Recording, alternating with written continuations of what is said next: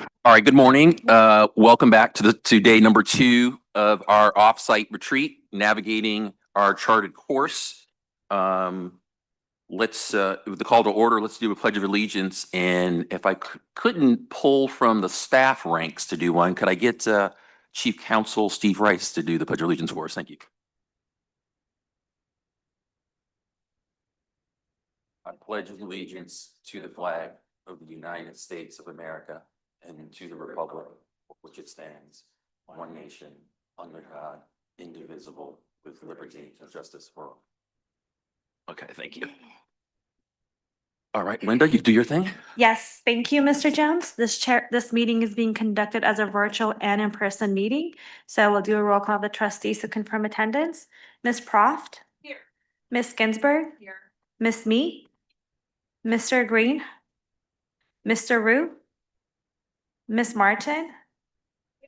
Mr. Gatto? Here. Ms. Martinez? Mr. Jones? Present. And Ms. Langton? Okay, and Board of Retirement Trustees, Ms. Durazo, Ms. Fessler? Here. Mr. Oakham? Mr. Kehoe? Present. Mr. Robbins? Mr. Harris? Mr. Moore? Okay, trustee Gatto will be participating by teleconference AB 2449 for Just Cause. Trustee Gatto, can you please confirm if there are any individuals 18 years or older present in your location? I can confirm there are none. Thank you, Mr. Gatto. Staff participating in the meeting include the following: CIO John Grable, DCEO Jude Perez, Acting CEO Louis Lugo, AEOs JJ Popovich and Laura Guglielmo, and Chief Counsel Stephen Rice. And we may proceed with the agenda. All right, thank you. Linda, did we have any public comment? We do not. I mean, even after that great broadcast yesterday out to the public, no one had a response? Okay. Super. Okay then. So then let's get our welcome and day 2 welcome and opening remarks from our CIO, John Grable. Thank you. Thank you, Mr. Vice Chair. Good morning, everyone. Welcome to day 2 of the Board of Investments offsite. I thought day 1 was a big success, and I think lots of appreciation to everyone who participated, who presented, who really had all the dialogue that was in the back, outside, throughout. I think there was a lot of reflection on that. So I think it was a huge success, and hopefully we can build on that today. So yes, some of the themes from yesterday that we'll build on today were navigating complexity and change, a lot of discussion about innovation, and as part of that innovation is maintaining a forward-thinking outlook. Great discussion in the morning about fee efficiency in our credit portfolio. I know a couple people pulled me aside and reflected on the $454 million of savings and how that keeps growing by 2.5%, the amount of the savings each year, and and being deliberate, and all the actions that we take being very deliberate and prudent. So today, our day will be divided in 2. In the afternoon, after lunch, we'll have a business meeting of the Board of Investments. But this morning, we have 2 more offsite sessions. Yesterday, we zoomed in a little bit. Today, we'll zoom out. The first discussion is a focus on the macroeconomic environment. And this morning, I went to AI because of the session yesterday and looked at the origin of the expression, "May you live in interesting times." And the interesting thing that AI pulled was a lot of people mistakenly view that as a blessing. And the origin is really, it's a curse. And we do live in interesting times, maybe that it's a blessing and a curse. Things tend really not to be as polar as we make them out to be. But in the macro session, we'll explore the interesting times in which we live. I'm boring, so I wish that they were maybe a little more boring.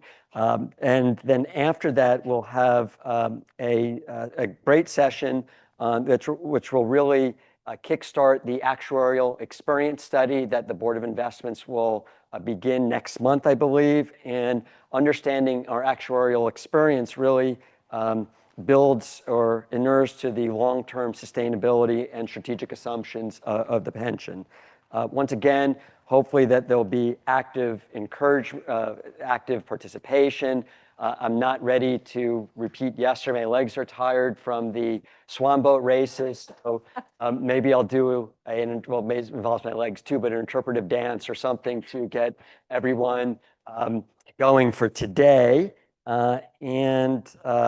So with that, maybe we can invite Tim Filla up and Mike Pyle as we begin our macro discussion. So in this discussion, we'll focus on the macroeconomic environment and LACERA strategic asset allocation. As Tim will go through, the two really are linked. Our strategic asset allocation. Strategic asset allocation must be situationally aware. We have to balance, which is a really hard thing to do, underreacting and overreacting.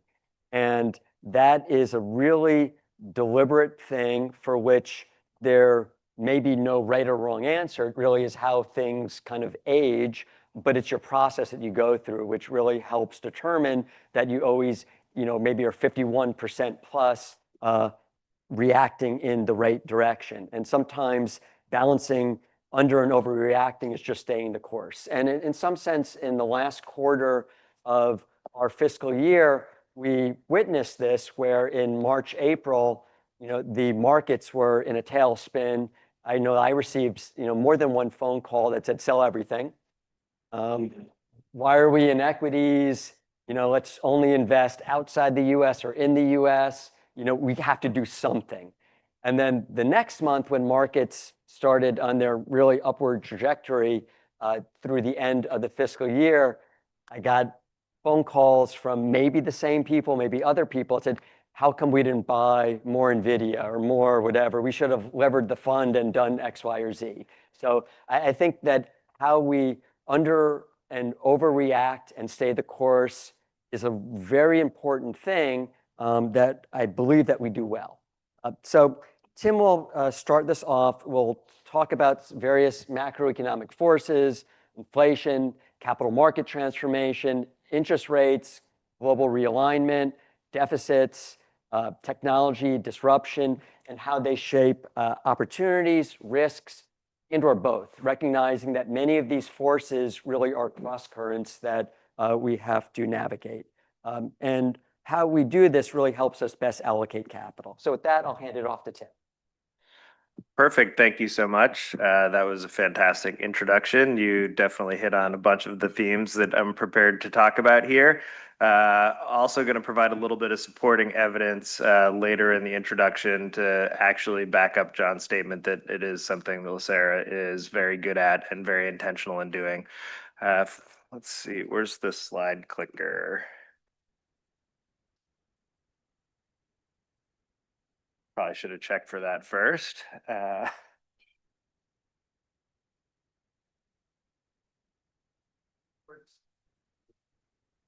Perfect. I'm also told this thing is notoriously tricky to utilize, so we'll see how I do with it. So overall, just the session that we're going to do is why the macro environment matters and the implications for LACERA's asset allocation. The way I teed this up was knowing some of the other themes that were going to be presented at the conference, particularly the discussion on AI. Wanted to see what I could come up with myself for why macro matters, what it is, and how I would put it into a graphic. So this is my effort at explaining what the macro environment is and why it matters. So really what it is just a big picture. These are all of the items that could possibly impact all of your investments. So on the outer ring here, you see a number of different factors: inflation, interest rates, geopolitics, a lot of the stuff we're going to get into here today. And then the inner ring is essentially all of the things that you own. So they're all impacted in one way or another by all of these different factors.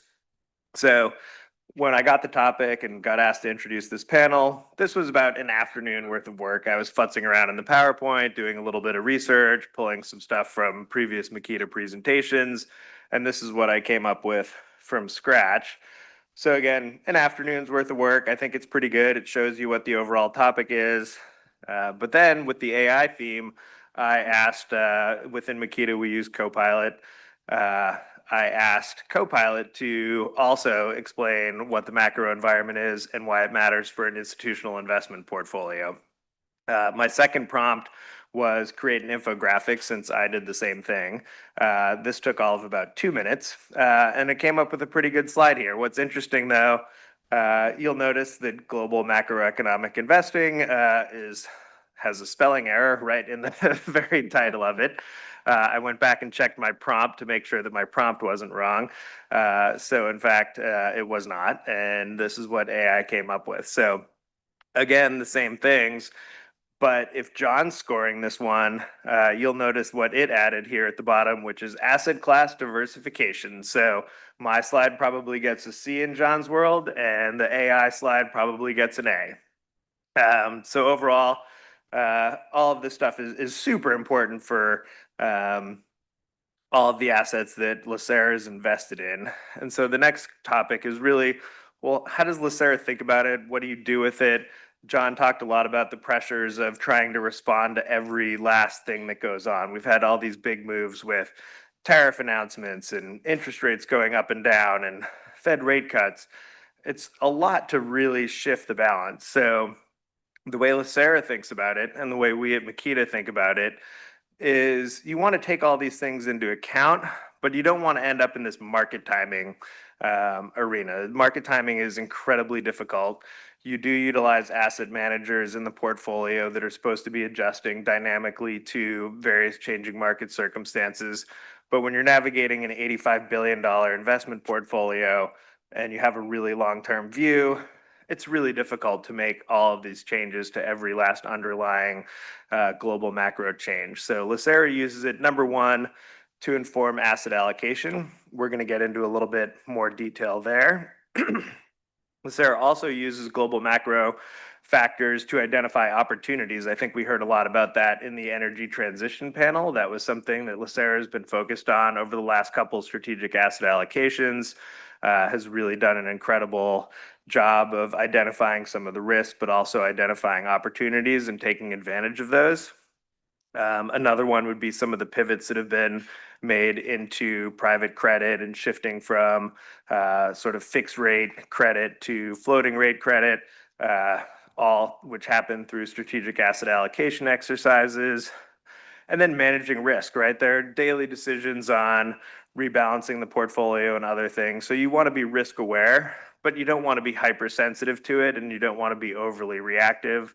And then that last one is cash flows and rebalancing. So there are some opportunities, in particular when markets get really challenging, investments get less liquid. So you have to be really thoughtful about where you're sourcing capital from. And these are some of the dynamic things that LACERA does to account for the macro environment. All right, so on to this market timing. Seems obvious, right? When the market goes up, everybody loves the market. We should be buying more of the market. Same when it goes down. How dare you own all of these things? So we wanted to take a look at how could we sort of prove out this case that market timing is really difficult. So there are actually these funds that are tactical asset allocation funds. They're meant to have flexibility across global markets and asset classes. You can pull the Morningstar data and you can see how they perform. So these are literally firms that have some of the world's best investment experts. These typically tend to be like the biggest of the asset managers, and this is how they've done with it. So if you look at the blue bars, that's a tactical asset allocation category, and if you look at the pink bars, that's just a regular 60-40 portfolio, 1 year, 3 year, 5 year, 10 year, 20 year. The experts haven't been able to beat the 60-40, which is a pretty remarkable thing when you think about it. And then when you look at risk and return on a trailing 10-year basis, we also plotted these out. So the line is essentially, if you were just in a core bond index fund connecting to a US stock market index fund, that's a quasi-efficient frontier if you're looking at it here. You'll notice the only dot that's above that line up into the left is good here, down into the right is bad. The 60/40 portfolio is the one that's up and to the left. So long-term strategic asset allocation is beating tactical asset allocation, not just in performance, but also on risk-adjusted performance. So hopefully that sheds a little bit of light on why LACERA is not trying to be tremendously tactical, basically because it's really, really hard. So what does LACERA do? This is the conversation of John's three kids, strategic asset and allocation. Yesterday, we heard a little bit about the classical framework, which is basically a laundry list of what you own. That's been the traditional approach to asset allocation for institutional investors for decades, but there has been a move towards adopting more thoughtful frameworks, total portfolio approach, functional framework approaches, and LACERA has come up with the functional framework that's on the right. And we've talked a little bit about the evolution of it. So what the functional framework gives you is not just what you own, but it gives you the why. So each one of the categories is a role in the portfolio, but it's also a set of risk considerations. So when you're thinking about global macro and you're looking at the growth category, things like economic growth, GDP, those assets are going to be more sensitive to those. And that's written into the IPS, right? So what are the implications for each of these? Inflation has been a huge topic really over the last 5 years. You actually have a category that's meant to be responsive to inflation scenarios and protect LACERA's assets under those. So all of this is kind of premeditated in being able to better adapt and deal with changes in the global macro landscape. What has LACERA done over the last couple of years? Well, we know in 2018 we had a 19% target to investment grade bonds. 2018 was essentially super low interest rate environment, a little bit of flagging growth. Then we approached 2021 and we did a new asset allocation review with the board, collaborated with staff. That target was cut to 7%. Why? Well, investment grade bonds weren't paying tremendously high coupons at the time. There was some risk of overheating in the economy. There was a lot of stimulus in place. And so overall, the board and in collaboration with Makita and staff decided to cut the allocation to investment grade bonds, which are super sensitive to rising interest rates, all the way down to 7%. At the time, the fund was roughly $75 billion. So what happens over the course of 22, 23, 24? Well, interest rates rose incredibly sharply over the course of 2022. Investment grade bonds went down a tremendous amount. And really, if you look at the period from 21 to 24, the cumulative return for investment grade bonds was roughly minus 13%. So on one hand, that looks like you avoided roughly $1 billion in losses. Not too bad from an asset allocation exercise. You can't see or track it on a normal daily basis because we also changed the benchmarks. So this isn't something you're going to get from the performance reports, but it is something that's really added a tremendous amount of value for LACERA. So where did you put that money? You put that money into hedge funds, which have performed really well over that time period. You put that money into floating rate credit, some private credit, but you also shifted around the credit allocation. So you moved out of some fixed rate credit. So when I add up all the numbers, the asset allocation exercise that you all did in 2021 added about $2.5 billion of value to LACERA. So I think everyone who voted on that should probably give themselves a little round of applause. Not tactical, not super, you're not going to see, oh, LACERA made a big, huge move and it added this, that, and the next thing. But it was strategic, it was thoughtful, and it added a tremendous amount of value. So with that, I will turn it over to our panelists. Thank you, Tim. And we will build on some of those insights and that perspective. And I am thrilled to welcome our guest, Mike Pyle. And let me introduce Mike.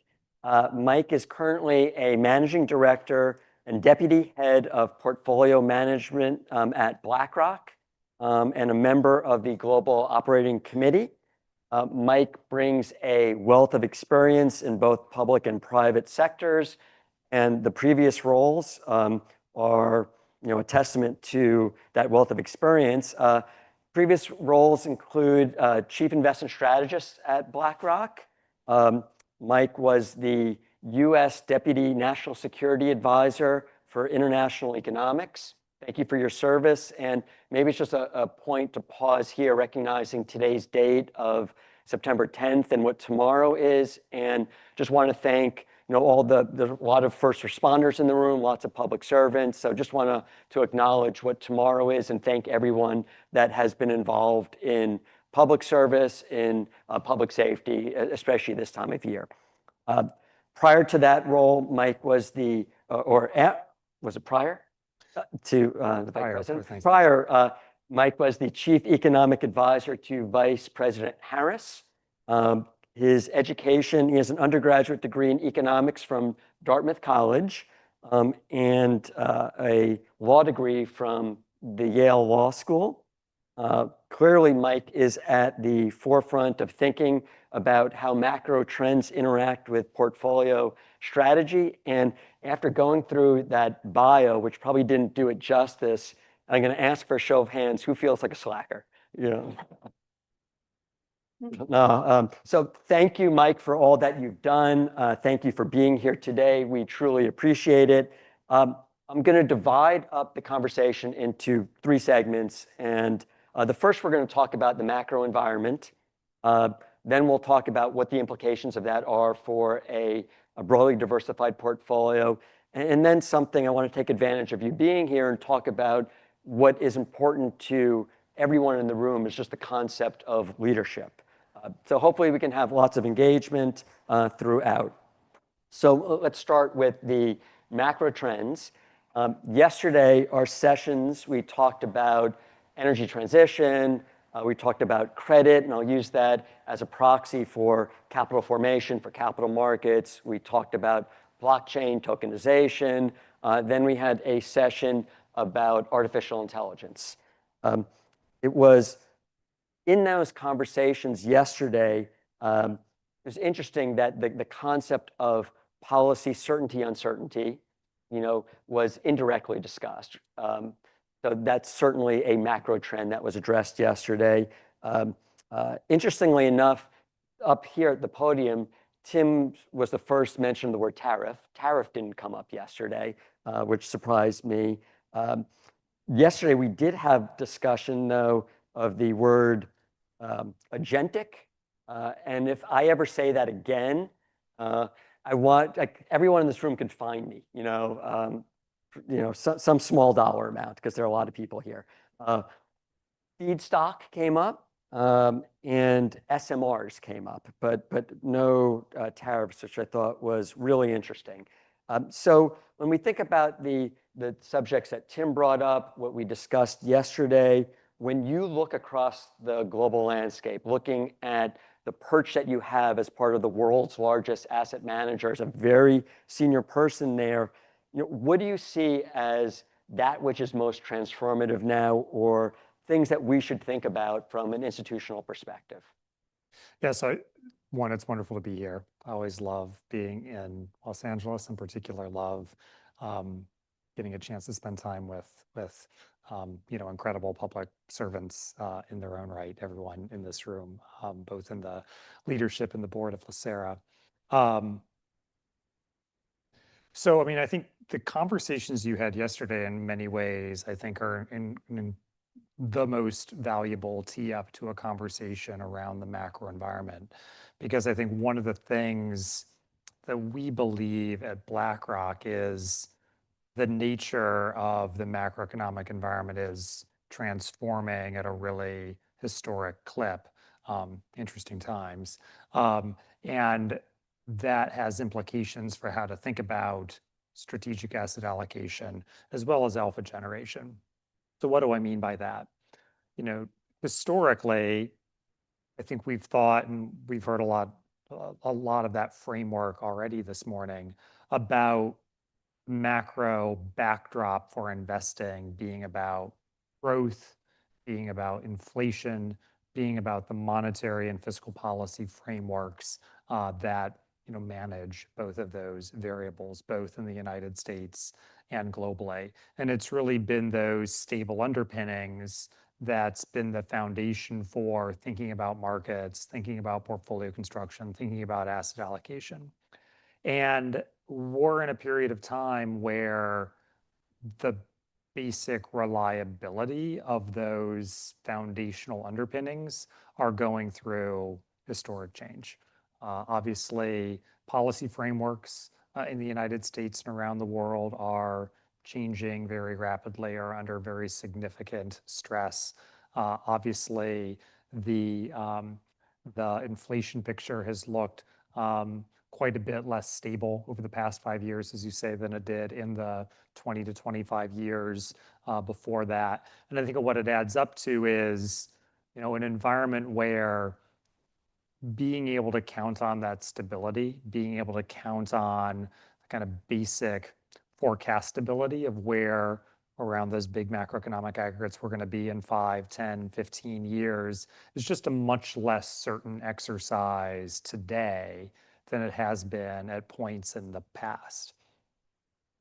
What is taking the place of that to some degree? I don't want to overstate it, but I think a set of trends that are really transforming the overall landscape and in some ways are going to be, we think, much more reliable underpinnings of the decade to come than the traditional macro framework will be. So what are those? You highlighted them. You talked about them all yesterday. It's the transformation in technology and AI. It's the energy transition. It's the rise of capital markets and capital formation as a vehicle to, match savers with investors, particularly in credit creation and in infrastructure. These are, really the trends that we think are going to be most reliable, even if they have some ups and downs along the way, most likely most reliable over the coming decade plus. And in that respect, are going to be just as important as portfolio underpinnings as that traditional growth inflation policy framework has been historically. Just to pull a thread, and there are some threads that I want to come back to, is the concept of maybe changing norms and the notion of, we were all taught in many ways that markets are efficiency, but that was based upon like a certain orthodoxy, that that there were certain rules in, or a certain sandbox in which things happened.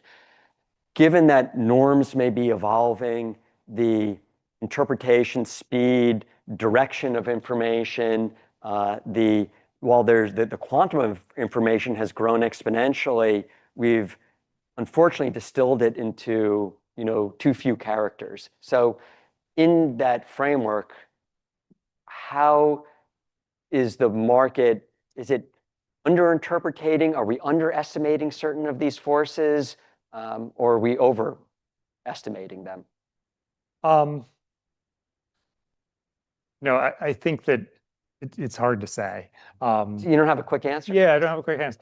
But I think that the important thing is both, kind of to your point, understanding the risks of both over and under interpretation and being very considered and thoughtful as you evolve a stable approach for thinking about how to do asset allocation and portfolio construction in a period of incredible change. And that, when we come to the portfolio discussion, I think there's some specific places where that, advises kind of having conversations. But I think the important point here is to both recognize that the framework around macro investing that has been stable for a long time is less stable moving ahead and should likely be downweighted somewhat in how you think about the trends from here. And at the same time, there might be kind of more reliable anchors emerging around some of these transformative themes that need themselves to become important linchpins or underpinnings for how you think about what the investment environment is going to look like over the coming decade plus. That in many ways is like the words aren't lost. I mean, it's a profound statement as it relates to the that which we depended upon, we may have to underweight a little bit. Well, and to sort of maybe bring it to life, obviously the US equity market has outperformed global equity markets for a number of years. A hiccup in the first quarter of this year, but if you kind of look from April to today, the US equity market has reestablished its leadership in global markets. But in important ways, when you look beneath the hood of the US equity market, it is less driven by underlying macroeconomic conditions in the United States and more driven than it has been historically by some of these transformative themes like AI than has been the case. So, the US equity market, given the concentration of that index and a handful of the hyperscalers based out here on the West Coast, is to a significant degree about the transformational potential of technology, AI, and the CapEx and expected earnings that come along with that. That driver of the US equity market is less related to the underlying growth and inflation in the US economy than we typically think of the US equity market being. And I think not that it's totally disconnected, but that shifting kind of weight of like what matters for the performance of the US equity market is shifting away from those kind of underlying stable macroeconomic drivers and toward some of these big transformative themes that we think are going to matter over the coming 10 years plus. So building on that, we construct portfolios. We construct portfolios with capital market assumptions adopted by the board. Those assumptions are backed by readily defined benchmarks. It's really easy to benchmark a global equity portfolio based upon market cap, by geography, companies. It's really easy to benchmark investment grade bonds to the Bloomberg Ag. I still go back to the Lehman Ag. And one of the things I've always been reluctant to go in a direction, obviously it's always the board's ultimate decision, is the concept of thematic investing, because you just can't benchmark it. Like evolving supply chains, it's a trend. AI, it's a trend, but is it debt, equity, both? Is it a physical asset, or is it a hard asset? Is it some type of synthetic instrument? How do you think about, if we're in this evolving space, trend, time, the notion of how you weave in investment themes, and I'm jumping off my agenda, how we weave in investment themes into kind of this more traditional framework, given the macro environment is kind of the spaghetti thrown up against the wall? Yeah, I think that's a really, profound question. Because similarly, I think the recent past suggests some cautions around a purely thematic framework to investing. I would guess, like, I might say, especially as it comes to AI and technology, the good news is, a market cap benchmark, whether a US benchmark or a global benchmark, reflects that growing theme in a pretty meaningful way. So I think there's a sense in which, the most straightforward answer is to say we're already reflecting that by virtue of what has performed and is taking up an increasing share of the market cap benchmark as a result. And the important thing is to put the right interpretive lens on it, understanding what the drivers of it are increasingly and are less so. And I think to the point before, in the case of the US equity market and the AI theme, it's about kind of putting that lens of, boy, the drivers here really seem to be technology, AI transformation, as distinct from the geographic entity that is the United States and its macroeconomic environment.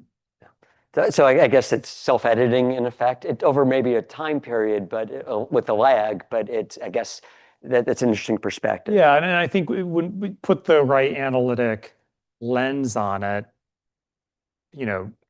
opens, again, like to the point of not over-interpreting or under-interpreting, you don't want to make any sudden moves in the face of a new interpretive lens, but putting that perspective on the underlying drivers of financial returns, I think opens up doors 1 year, 3 year, 5 years hence to evolve how you think about, asset allocation in a gradual way. So, and my words, not yours, we're talking about this at breakfast, is the market in some sense may be underestimating, be it Fed independence, maybe underestimating the corporate governance impact of effectively like a eminent domain of the US federal government as it relates to Intel. From a market perspective, from a capital markets perspective, what are some of your thoughts about, be it Intel, be it the role of a central bank? Yeah, I mean, maybe starting with the Fed and the central bank. I mean, we've heard this from the Treasury Secretary himself, Federal Reserve independence, central bank independence is precious. It needs to be preserved. And I think if you look historically and empirically, there's a really strong foundation for that statement from the secretary. We can look empirically and say independent central banks produce more stable, better inflation outcomes over basically every horizon than central banks that are less independent. You look historically at the experience, and you might observe that countries that are in more challenging fiscal circumstances benefit even more from independent monetary authorities than those that aren't in such, or in better fiscal shape.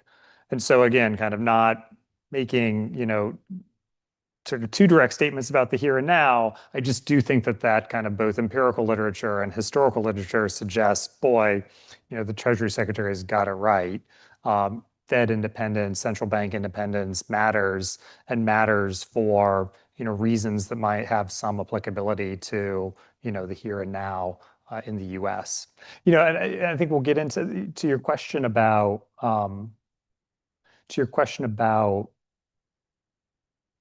Intel, NVIDIA, some of the news that we've seen around deals getting struck between the United States government and major companies. I mean,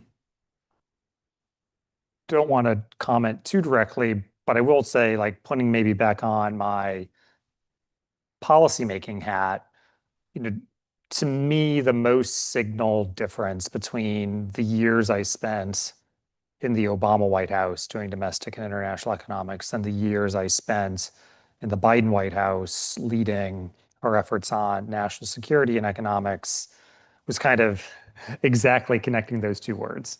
In the Obama years, international economic policy was really a branch of economic policy. The issues we were dealing with, the Eurozone crisis, the aftermath of the global financial crisis, the exchange rate policy of the People's Republic of China, those are basically macroeconomic and economic policy issues. Fast forward 10 to 15 years, international economic policy had become a branch of national security policy. And I, sitting in the chair that I did, was really a national security policy maker, not an economic policy maker. And, but I think there's an important kind of underlying point about that it is a correct judgment that we are in a different national security environment than that we were 10, 15, 20 years ago, and that appropriately economic tools are being used to serve national security ends. At the same time, if you allow everything to become national security, then you risk compromising a lot of what makes kind of basic market and economic functioning so powerful as a tool of growth, innovation, and prosperity. And so a lot of the work that I did in the Biden White House was honestly a bit of an hour-to-hour, day-to-day bureaucratic knife fight to say, no, we've got this category that we've drawn a line around. And it's okay to think about national security within this circumscribed space, but we need to keep it confined to this box, or else we're going to compromise a bunch of things that matter to broader economic functioning. When all of the pressures are to push out on the perimeter of that category and to define more and more things as national security. And I guess that's a bit of an oblique way of answering your question, but it is to say, I think we've got to be really mindful of the fact that it's appropriate to think of international economic policy increasingly these days as a branch of national security policy, but we've also got to be really, really careful not to allow national security considerations to swallow everything, or purported national security considerations to swallow everything and to compromise some of the important, you know, economic and market functioning issues that are just core to the prosperity we build here.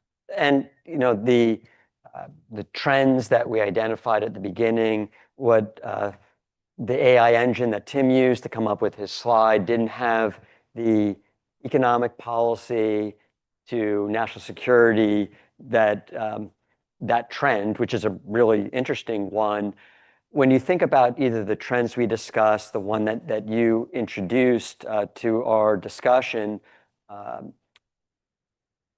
which are more longer term structural changes, which are more shorter term cyclical events, and does it matter how we differentiate between the two? Yeah, I mean, I think that, just to take an example, I think that the technology and AI transformation and the way that that then maps into geopolitical and national security competition is likely to be a pretty durable theme for, the coming decade plus.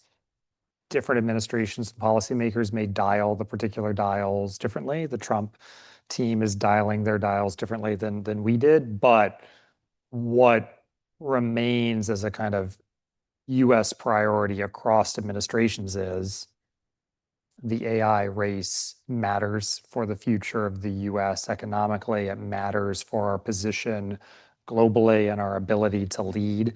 And we got to win that race.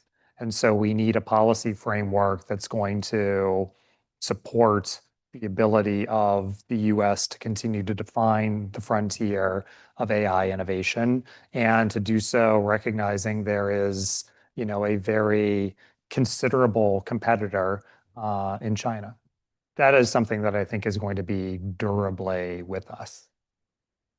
And that's helpful. Just and once again, I keep looking away just to scan to see if there are questions.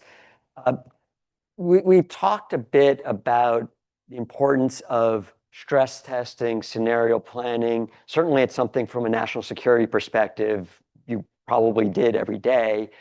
It's something that LACERA, we take pride in the fact that we do, our own stress tests, we do our own tabletop exercises.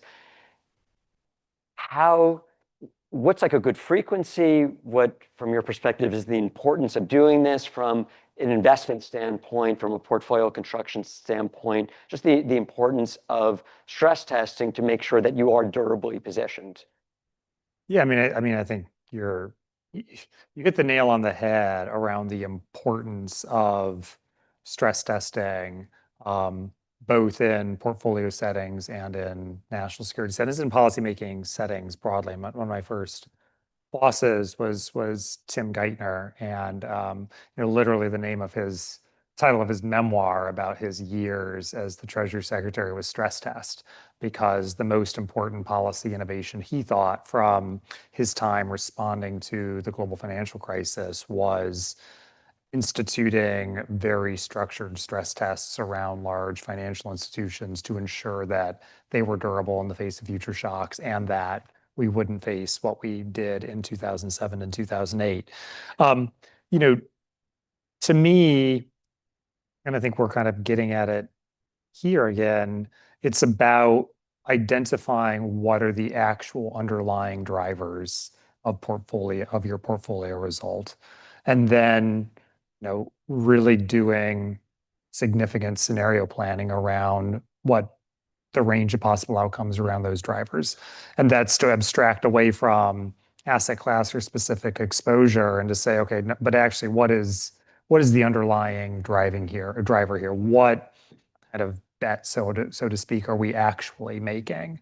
I think we've talked a lot about AI. I mean, I'd highlight another one. I mean, I think that when it comes to fixed income allocations, particularly on the sovereign side, really understanding the fiscal trajectory in the United States and other advanced economy sovereigns, understanding how the risks of those fiscal trajectories could transmit into sovereign debt markets, and what are the likelihood of those types of risks being transmitted in ways that do harm to significant sovereign duration holdings. Like that's the type of, I think,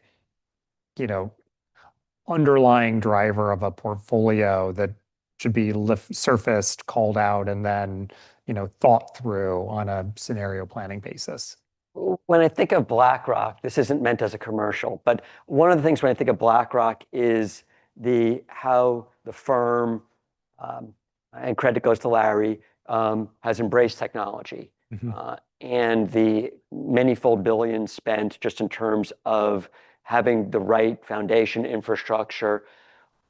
Is how does technology help and hinder kind of the stress testing? And one of the things we discussed yesterday during the AI panel was the more you rely upon it, kind of you lose kind of that muscle memory, that fiber. I mentioned this to someone yesterday. It's like learning how to play music without knowing your scales. Yeah. So how do you think about the role of technology in this? Yeah, I'll just say I worry about what you highlight around AI like pretty considerably. I mean, at some level, I think we're all in the sweet spot of AI where we were trained to construct our own thoughts into arguments that cohere, how to kind of support structured thinking. And I worry about my kids not having that scaffolding and to just relying on tools like AI. The other thing that I would observe before I answer your question directly is, I worry about another aspect too. If you look at political polling, which is a thing that, I also know a little bit about, we've basically seen over the last 15 or 20 years, the rise of polling aggregators, the correct, empirical insight that you don't want to overweight any one poll. What you want to do is average the polls together and come up with a kind of, a basic kind of, a collective wisdom set of insights in aggregate around what the polls are telling you. But making that move has the effect of disincentivizing any one pollster from actually investing in delivering what they believe to be like the correct result. And polling aggregation is only as valuable as having really strong, independent, well-constructed polls sitting beneath it. Otherwise, it's garbage in, garbage out. And again, I think there's a little bit of a worry as you roll the clock ahead that if everything's just kind of going into the aggregated kind of hive mind tool that is a large language model, does that reduce the incentive of any individual producer of new information or insight to produce that information? And like I said, I think in the polling universe, we've seen that there's been a diminution of quality and underlying polls as the rise of aggregation tools have become, so kind of front of mind. And I worry about a similar dynamic with AI. That's all an aside. Answer to your question. I think in general, the technology systems that we've built are facilitators of doing exactly the type of thinking that we do. In fact, right before I flew out to California the other day, the senior investors were sitting in a room together with firm leadership, and we were doing kind of exactly that exercise, working to understand how big of an underlying driver of platform performance do we think the AI theme is? What do we think a shock scenario could look like in the event that the market begins to doubt that this CapEx will be rewarded with profitability of the scale markets expect, and how exposed are we to a shock of that scale or of that provenance? And the ability to basically define a scenario, plug in some variations on that scenario, and get a pretty rich picture, both at the portfolio level and at the platform level, of how exposed the BlackRock active investing platform is. We're able to do that in a handful of hours, and kind of really analyze the platform as a whole. And that's a pretty extraordinary, capability to have. At the same time, at least kind of where we sit today, it is still, and I guess this goes to my initial point, like still defined by individual human insight, like the judgment that experts bring to the table around, okay, what would the unwind of the AI CapEx boom look like? What would the potential shock scenarios around the S&P 500 or other financial aggregates look like in the event that the shock scenario played out? Like that's still something that we're really drawing off of expert senior investment judgment to define, even if shocking the portfolios and seeing the results is facilitated very rapidly by technology. So we're not going to be replaced by agentic AI yet, and everyone can find me because I'm on the record. So I'm going to get back on track a little bit, and move a bit into the portfolio level. I'll ask the $85 billion question. It's just John and Mike talking. There's no webcast, no one here, no microphones. When you think about what should I be thinking? What should someone like me be thinking about? A board of investments be thinking about in a world of shifting correlations with rising nationalism? What do we think about international diversification? And there's no one else here.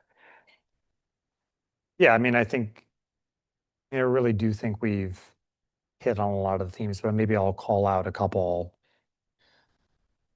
One, I think by virtue of stock bond correlations looking different today than they looked a decade ago, I also think, by virtue of some of the pressures we've talked about, whether it's the fiscal policy trajectory, whether it's the risks of sticky inflation, whether it's the risks around central bank independence, I think our view is the risks that term premium move higher and meaningfully higher from here are greater than the likelihood, meaningfully greater than the likelihood that term premia come back down or even move negative like they did during the 2010s. And I think that means that identifying diversification through traditional asset classes is increasingly hard, and the work around sourcing alternative forms of diversification is increasingly valuable. I think, we've been of the view that hedge funds in particular can be a really valuable tool for achieving diversification in a world where sovereign fixed income is not playing the same role, is not going to likely play the same role that it has historically. But even there, I think that the conversation around hedge funds comes right back to this macro conversation. We published some research the other week that basically said, listen, macro is unavoidable in this world. You can't ignore it. But there are at least two different ways of harnessing macro to deliver alpha, and hedge funds have the degrees of freedom and tools to do so in either of these approaches. One, which we tend to see on our systematic investing platform, is to say, we've identified where there is macro and factor risk in our portfolio, and we're going to use portfolio construction tools to dial that down to zero or as close to zero as possible, and really hone these portfolios in on distinct, uncorrelated sources of alpha that emerge from kind of huge efforts around data, technology, and testing, statistical market relationships. So that's one approach. The other is to basically embrace the macro and say that that's a source of alpha in and of itself, that we have skill in navigating all of the complexity that we've been talking about. And I think when we look at the hedge fund performance, both inside the firm and more broadly across the industry, that's kind of what we see, is that there's been a lot of success dialing macro risk down to zero and generating uncorrelated alpha on that basis. There's been meaningful success, though probably somewhat less success on working to navigate the macro and harness it as a source of alpha. Importantly, we think in that second category, it's additive to portfolios, even if the IR is not as high as in category one. But the bottom line is that I think alternative sources of diversification are like a really important theme to grapple with in the face of what we think is happening in government bond markets. And that vehicle and those particular kind of types of strategies within the broad hedge fund universe look to us as plausibly attractive ways to think about achieving that at the portfolio level. And you had me at diversification, and recognizing that diversification is that much more important, arguably, with macro headwinds, uncertainty, cross currents, is a way to think about it. A poorly framed question, but should we think of our role more as risk managers as opposed to return seekers? Because we, once again, a lot of what we're trained is we look at investments, we measure the returns. We're really focused on what returns are, and we all talk about the importance of risk, and risk is principally managed by diversification, but is being, stewards of risk that much more important today, given some of these forces?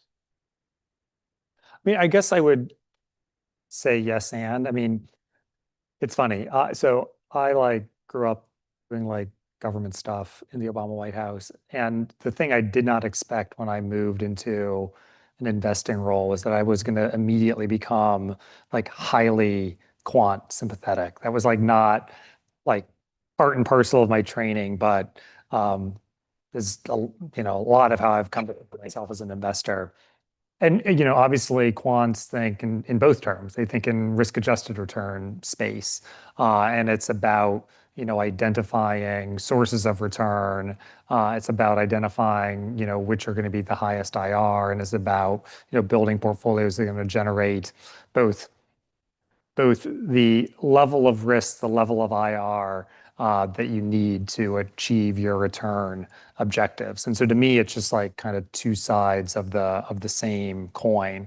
We need to be about generating returns that are going to deliver the outcomes that clients expect, that beneficiaries expect, but do so in a way that's mindful that you want to achieve that with lowest level of portfolio risk possible. So to me, I mean, just to go back to your prior question, and I think it builds on the conversation we've had, on the growth side of the portfolio, also thinking in kind of new ways about diversification, I think is really important. I'd say that, and that's true at least out two vectors. One is, I think, being really thoughtful about geographic diversification, and obviously that seems like a discussion that's been a really live one at LACERA. Obviously we saw in the first part of this year that it isn't written in stone that the United States will always outperform on all time horizons.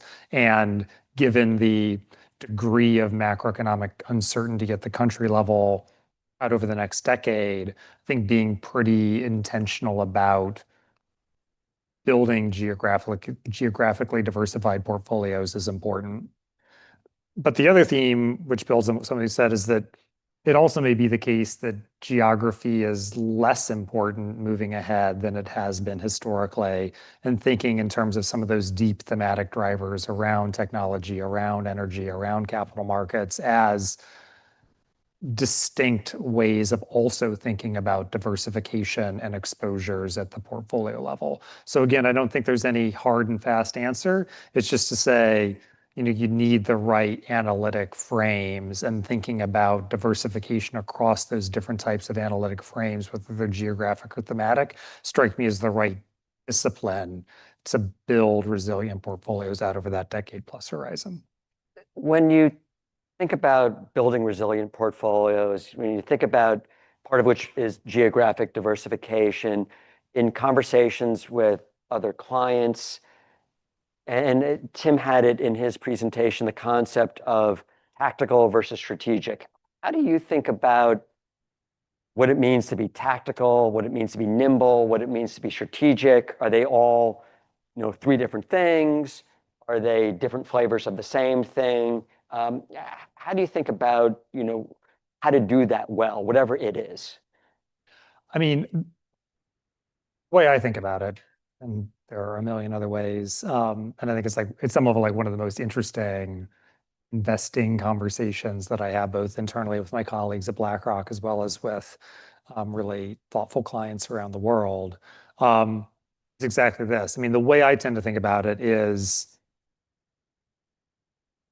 strategic allocation is really how to think about risk and return at the total portfolio level. And there, again, to just go back to the very beginning of the time we spent together, avoiding overinterpretation and underinterpretation, avoiding, sudden lurchy moves, but recognizing that the world evolves, the portfolio needs to evolve, and building the right analytic lenses to identify underlying drivers of return and a balanced set of exposures to them. That's the right habit, the right discipline. To me, tactical is alpha strategy. And it kind of goes back to what we were saying before around, around harnessing macro as a source of alpha. And I think it should be judged against any other alpha producing strategy, at the portfolio level. Like, are you identifying managers that you think have a repeatable process to harness macro forces to generate alpha? Are those alpha streams diversifying versus other alpha managers that you have? And what's the appropriate size of those return streams against the total allocation to alpha seeking strategies? That's to me kind of how I think about it. Not as tactical asset allocation as something that should be done at the portfolio level, but rather something that can be a alpha stream in its own right and should be judged against other alpha streams you can build into the portfolio. When you think about what those alpha streams are, think about your internal conversations. I know that we have very spirited investment committee, staff investment committee discussions, and in a sense, to be the advocate, the champion for an alpha stream, for an opportunity, there's kind of a weird sense of that you have to, to bang on the table, to have passion, but there's an element of bravado in that. How do you, when you look at your committees, when you look at those discussions about potential alpha streams, how do you separate, what's real and the noise with that bravado? Another good question.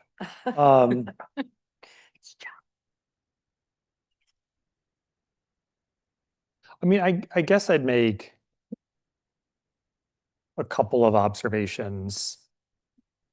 One, kind of recognizing that I'm the guy from BlackRock, you might expect me to say this. But I think that it's observing something that's true across the industry, which is that I think relative to 10 to 15 years ago, it seems clear that alpha is more of a scale game than investors thought was the case in the early 2010s. We see that in terms of the performance of our platform, but I think we also see it when we look across the industry, the hedge fund industry in some ways in particular. I mean, what has worked over the last 10 to 15 years is aggregating what may have once been single strategy hedge funds into pods that sit alongside one another, and then are portfolio optimized to generate the highest IR available, highest Sharpe available, and turns consistent with the ball level. Like that is a much different way of producing alpha than was generally believed to be the right way to produce alpha, which is kind of bespoke, niche, small scale 15 years ago. And so I think in answer to your question, I would just say I think one of the ways that you kind of try to separate the bravado from the real is to say, is this method of alpha production kind of swimming in the direction that we see other methods of alpha production working, broadly speaking? And if it's not, is there something kind of unique and special to this process that we think is repeatable, that we think is not going to be quickly competed away, so as to give us confidence in that? I'd say the one last thing, the additional thing that I think gives one confidence in a multi-strategy context, and I think one of the things that's given us confidence in our own multi-strategy is that it gives managers at the portfolio level of those strategies the ability to identify potential new alpha streams, to bring them into the book, to kind of experiment with them, to understand how they behave across time, to size them appropriately at the start and to scale them up as they're working, both to kind of get confidence in them as alpha streams and to get confidence in how they correlate across the full set of other alpha streams. So I just think that construct has been a really powerful one in terms of generating risk-adjusted performance over the last 10 or 15 years, but it has really strong attributes in terms of being able to test and ultimately scale new sources of alpha, and allows in a dynamic kind of real world way to identify the answer to your question. And I see Scott, your colleague, smiling with your answer. So I think that it's He appreciated. appropriately flagged that I was going to give the answer that the BlackRock guy would give. Scale. But important in that, and this relates to scale of experience as well. Recognizing, some of your answers you've given or your commentaries been based upon your policy roles. Others relate to your roles in the private sector. What various lessons learned do you have just in terms of how decisions are reached in different environments, what works well, what is maybe less than optimal, and how you take the best from both to hopefully lead to better outcomes? Sure. I mean, I would say I try to live by, two maxims or things that I felt like I picked up along the way. One, which came kind of from my earliest days in the Obama White House, in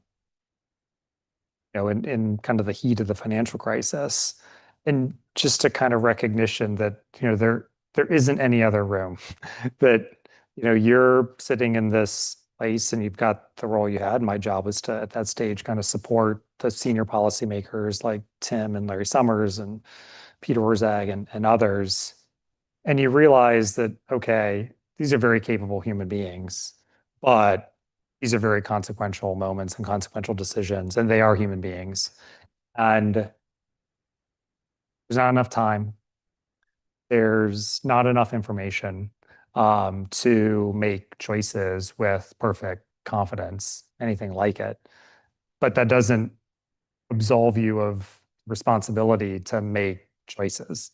And so I think seeing early in my career that there's kind of no other room where the hyper competent people are who are making choices under perfect time and information, rather just the kind of people in front of you, is both focuses the mind and kind of underscores I have a responsibility because I'm privileged to be in that room or this room or any room that I've been a part of, but also is empowering because it says there isn't some other place where responsibility lies. I've got to take responsibility for my work, for my judgments, for the role I'm playing in this, because there's no other room where it happens.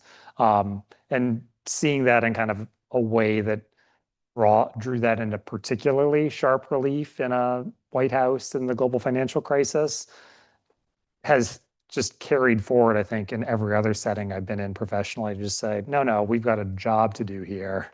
There's no other room where that job is going to get done. And however challenging the circumstances, however imperfect the information, however limited time is, we've just got to do the best we can to make the most sound decisions we can with the information and time we have available and the team that we have around the table. And so that to me has always been both mind focusing and empowering. To have been in the room. How, and once again, the decisions made in a White House situation room are obviously very different than made in a investment committee room or manager selection process. How, But the subject matters are different, but the process should be largely similar, I think. And that's, I think, the thing that I tried to take away from that experience. and once again, I think process, I think that the three most important things are, people, process, technology. I think that if you harness those things together, I guess there are four legs to this stool. I have to come up with one other, and it's pretty powerful. What part of decision making, from what you've seen from really good leaders is, and you've mentioned some really important people, is no decision or waiting for more information? How do you, think about, at some point when you have to stop waiting? What are some thoughts? Yeah, I think that's a really great observation. I mean, I think Tim Geithner in particular was someone who really valued the option value of waiting. That, um, we need to decide what we need to decide and know more than we need to decide at every moment in time, because the value of letting things play out, gathering more information as they do, having greater confidence in our judgments, by letting that happen, is a really powerful and valuable thing. I think you'd be the first to acknowledge as well that that can be taken to a fault, and particularly taken to a fault in a setting like a financial crisis. I think basically the Geithner doctrine, such as there is one around financial crisis, is at a moment of crisis, you deliver overwhelming force decisively to stop the crisis. And I think, I was very involved in the US government response to the Eurozone crisis, and our kind of continual message, Chancellor Merkel and other European leaders, was, if you continue going down this road of solving only the immediate problem in front of you, spending €1 more than is needed to solve that particular problem, this is going to bleed on you indefinitely and end up costing you a lot more in terms of fiscal resources and lost economic growth and human suffering than if you decided decisively all at once. And so, as with most things in life, there are important considerations on both sides, and judgment is in the striking the right balance between those kind of competing instincts. Yes, the option value of waiting and gathering more information against the recognition that there are times when stepping in decisively is absolutely the correct and needed thing to do. So the B side of this question relates to when you were in that room with, a president of the United States, a secretary of the Treasury, a Fed governor, um, you were, more junior.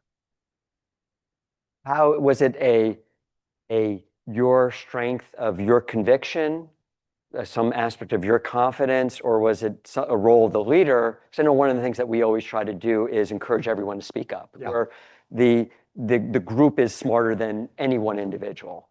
How did you kind of raise your hand, or was your hand raised for you?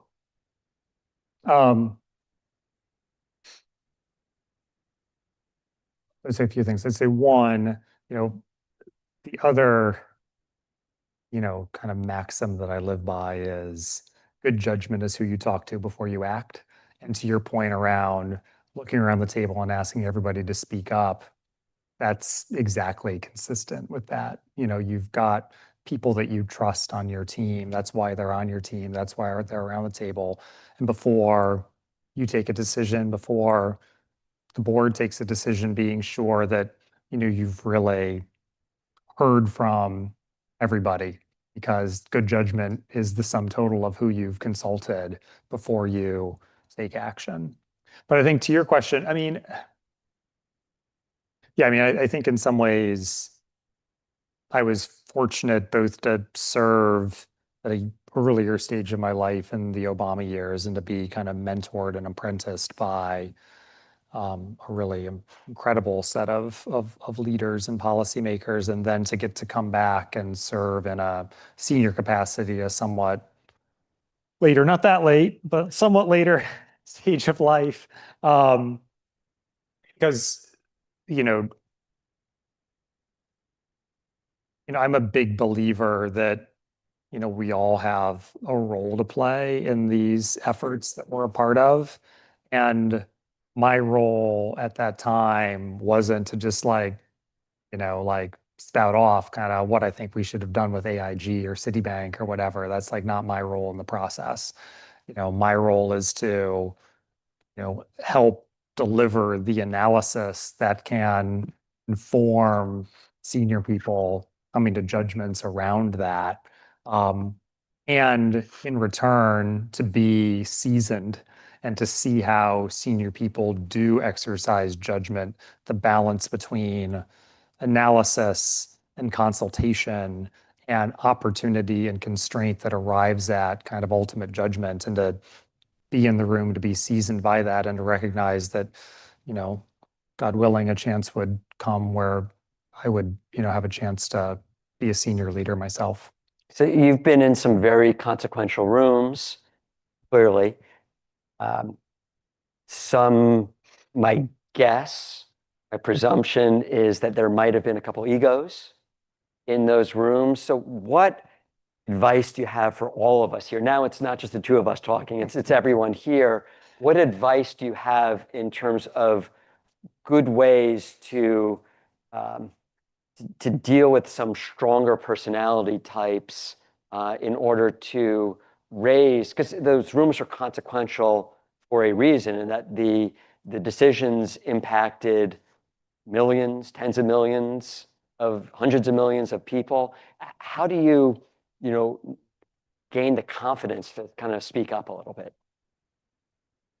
Just do it. Or did you? Yeah, I think it goes back to that first thing that, that there is no other room, that there's no other place sitting behind those double doors where the hyper competent people are like all making the like right decisions. I want to go see what's Yeah, back there. I'm confident. I will venture that there's no other room with the hyper competent people back behind those double doors. That is consistent with my experience through life. Could be wrong, but and so again, like I think that is both focusing and empowering. That, you've got to speak up because there's no one else to speak up. And if you don't, some perspective that may be additive to the overall room, the overall table, the overall decision-making context may be lost. And that, I think does require courage in the face of strong senior personalities.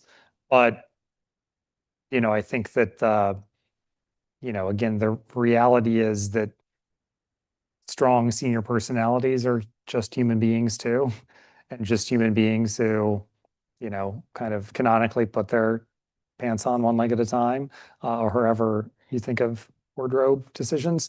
Um, uh, and they're kind of grasping for answers themselves in very complicated circumstances and are hungry for additive insight, additive information that's going to refine and hone their own thinking around arriving at ultimate decisions. And so, again, like I say, like focusing, it's empowering to recognize that there isn't anybody else, but it still does take that leap of courage to say, okay, I've got something to add here. I appreciate the answer. From your perspective, with Sarah, we oversee, in addition to the 85 billion pension, we oversee a healthcare trust, another 5 billion plus. The decisions that the boards make are very important decisions that affect the retirement security, the healthcare security of close to 200,000 people. From your perspective, when you look across the arc of your experience, what you see from your policy roles, from your investing roles, what are a couple of the things that we should be thinking about?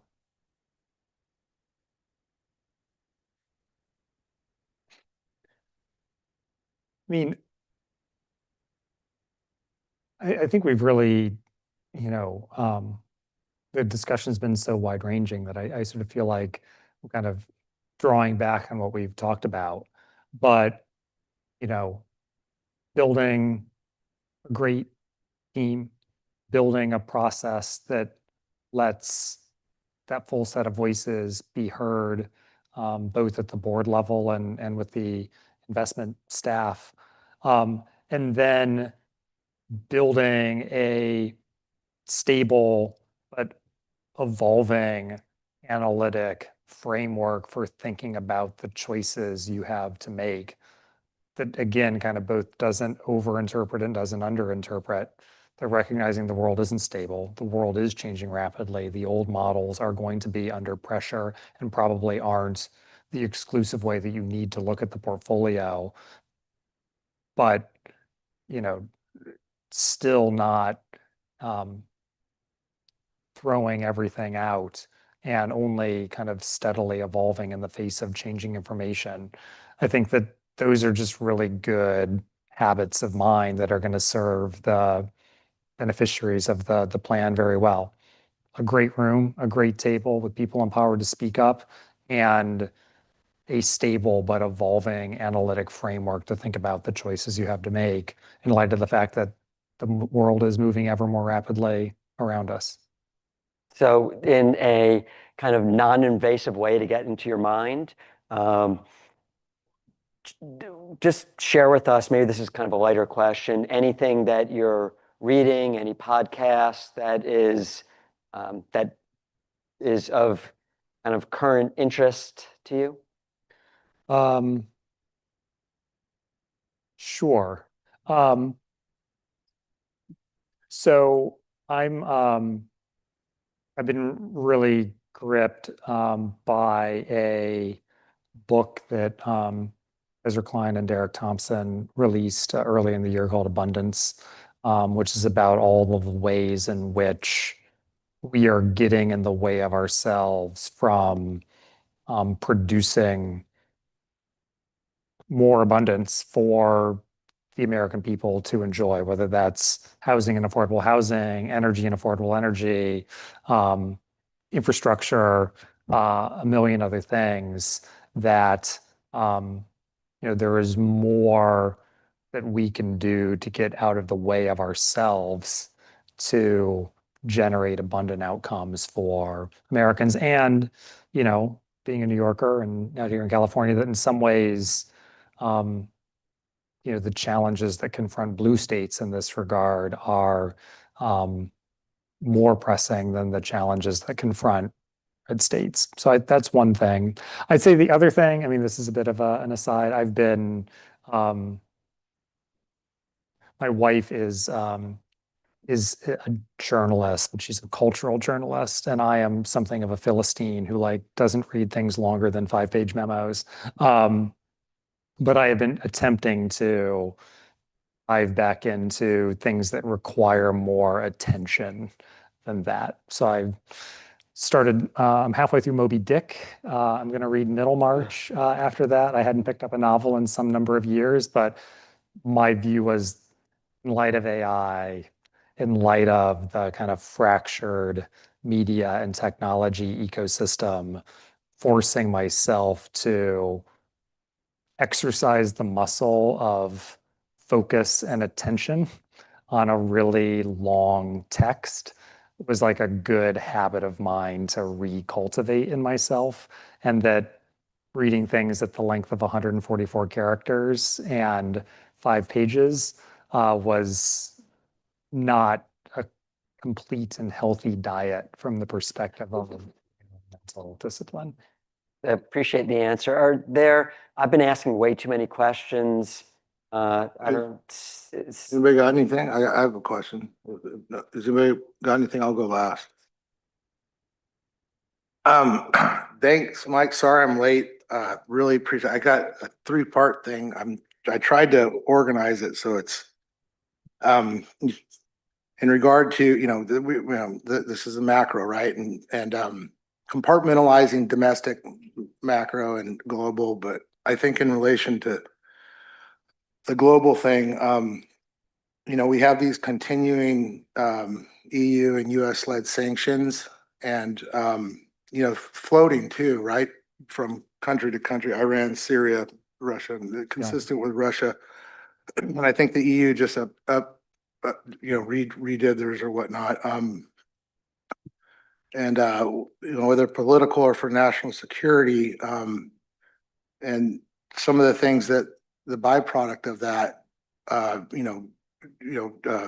alternate financial markets, and potentially interrupting global flows and diversification of the central banks, which you guys talked about as a core fundamental thing that really is necessary. And then what's your opinion of the tariffs impacting the countries that have U.S. holding debt, the treasury debt, and the intersection of these 3 things, impacting our political security and further de-dollarization and, equaling higher consumer costs and whatnot. And we had this whole thing on private markets yesterday and how beneficial they are. And we really have a good recipe for that. But without some of those treasury securities to rely on, that could weaken those too. And that's like the 3-part. I hope that your opinion, your what you think about that. And then of course, we know that diversity and reallocation hedges against that, but is there those are some things we can't control, right? So, I mean, if you could expand on that, did I package it well enough? No, that's, yes. So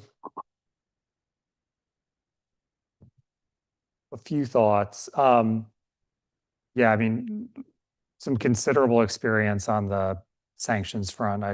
Among the things I did in my last job in government was lead U.S. government effort on sanctions. So I sanctioned a bunch of Russians in my old life and got sanctioned back by the Russians. All of my ruble assets have been frozen. I don't have any ruble assets.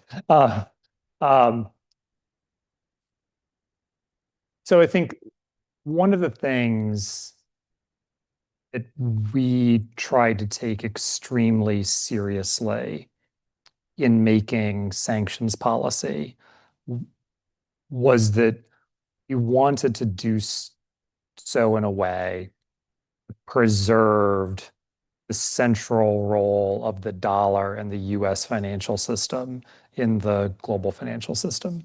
That is an extraordinarily valuable asset to the United States for economic and national security reasons alike. And when you use the sanctions tool you are to some extent putting that at least a little bit at risk on the margins. And so to your point around the EU, one of the things that we were very careful to do was whenever we acted on Russia or associated entities post the invasion of Ukraine, we basically always did so in concert with our closest allies, with the UK, with the Europeans, with close Asian allies like the Japanese or Koreans, on the view that so long as we were acting in concert with basically the other open economy reserve currencies in the world, we weren't exposing the United States and the United States dollar to kind of unique or idiosyncratic risk to the role we're playing in the financial system globally. So that's kind of one way that we work to both use the tool and mitigate the risk. That being said, my own view is that we've, as a country, kind of overused sanctions as a tool and come to expect too much of what it can accomplish, and that to some extent we should recalibrate our expectations and our willingness to use that tool as a result. A regular type of thing that would happen in the Situation Room and elsewhere is bad thing X has happened in the world. Bad thing X requires that we do something, quote unquote. Sanctions are a thing that we can do. So ergo, let's do that. I think over the years, there's probably been too much of that type of chain of logic, and we need to be much more considered in how we use that tool in light of both the costs of using it as well as a realistic understanding of what that tool can in fact accomplish towards our foreign policy objectives. I think you also highlighted the theme around alternatives to the dollar, de-dollarization. And just to interject with you, but like that overuse of sanctions, that's what I'm referring to. There was an alternative market created with, right? Is that, with China, I think, and diversification of the central bank system with people that have large sovereign holdings, as you said before. And that's that byproduct that we're seeing, right? The slinky effect. So sorry to interrupt. No, and that was what I was getting to next. I mean,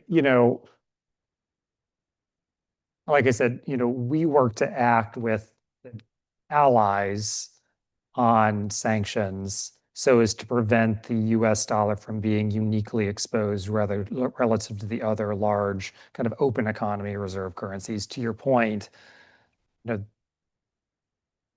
we weren't coordinating with China, obviously, and the RMB is plausibly a competitor to the US dollar. Now, my own view is that degree of competition there can be somewhat overstated. Yes, the degree to which the RMB is being used as a unit of account in trade finance is growing. Yes, you are seeing some use of the RMB as a reserve currency, particularly in the global south. But at the end of the day, the Chinese still run basically a closed capital account. And so the utility of the RMB as a reserve asset is still quite low, nor do I think you really see any impulse from the Chinese authorities to open their capital account to make the RMB truly international in a way that would be attractive to reserve holders. So on one hand, I worry a little bit, and that's something obviously to keep an eye on, including kind of innovative things that they seem to be trying to do with the other BRICS economies and the like. At the same time, I'm pretty low temp on that as a risk to the US dollar because they basically seem to run their economy and their capital accounts in a way that just indicates that becoming a reserve currency isn't actually a priority for them because they're not willing to do the things that would be required for them to become a genuine alternative to the dollar. And then the tariffs and the US debt holdings and the Treasury impact on that. And that the intersection, how that, could impact us. It is certainly something we hear from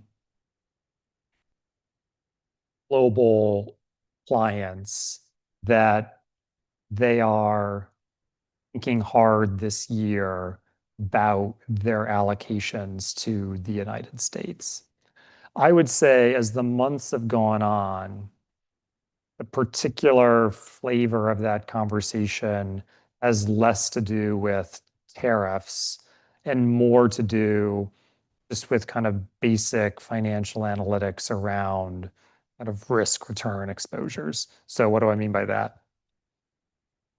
I think that global allocators that I've spoken to basically want to maintain their exposure to US equities because they recognize that there's something they're getting from their exposure to the US equity market, namely technology, AI, the transformative potential, and the market returns that have come with that and plausibly could come with that as a core part of their portfolios. At the same time, they're reconsidering their willingness to do that on a purely unhedged basis. So for the past number of years, basically taking those exposures unhedged and benefiting both from the local currency return of those stocks plus the return of the dollar versus other currencies has been a relatively attractive and relatively uncomplicated thing to do.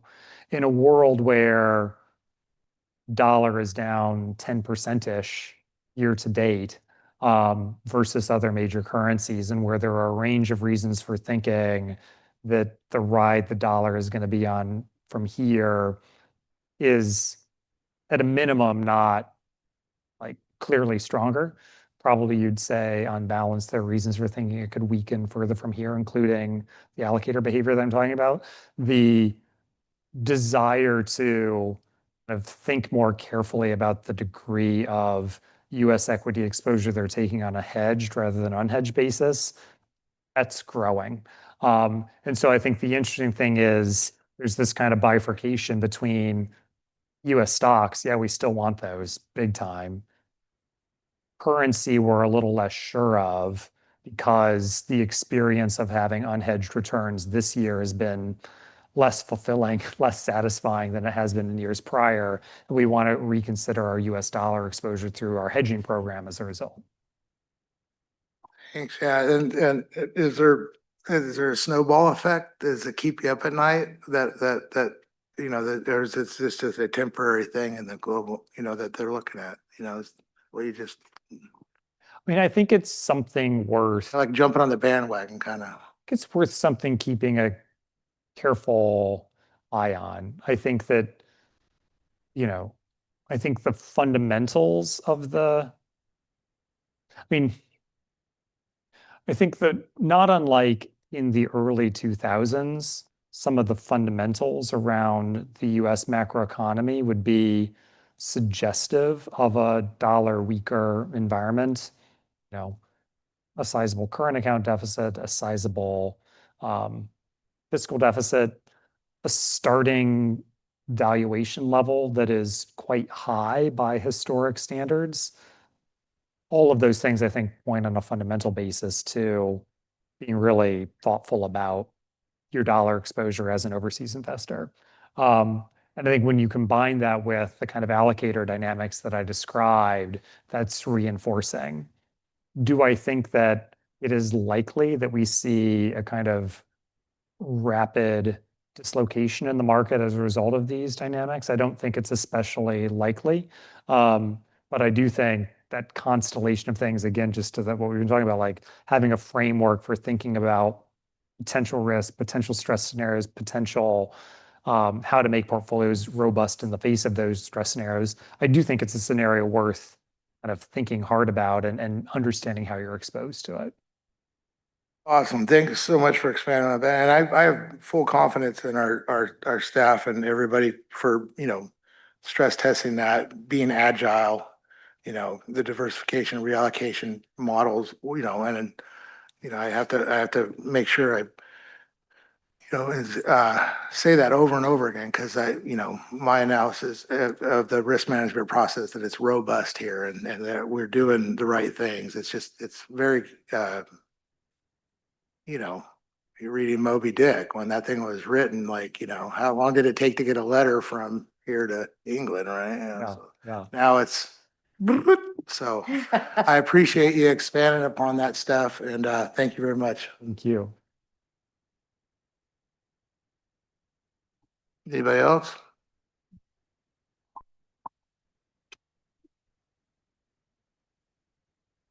Well, thank you very much, Mike. It's been a fantastic discussion.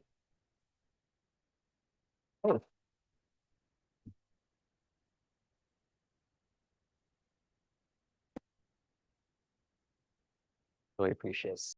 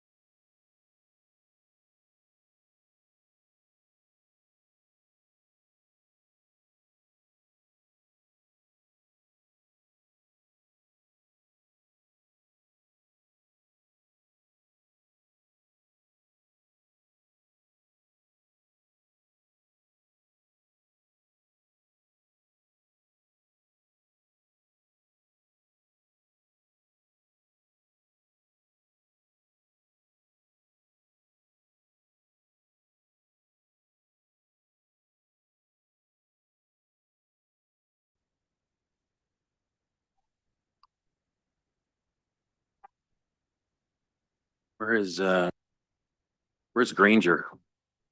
Oh, there he is. All right. So then, thank you, Ted. We'll introduce the folks from Milliman, Nick and Craig and Alan, up here to do their thing. All right, floor is yours, Ted. Thank you.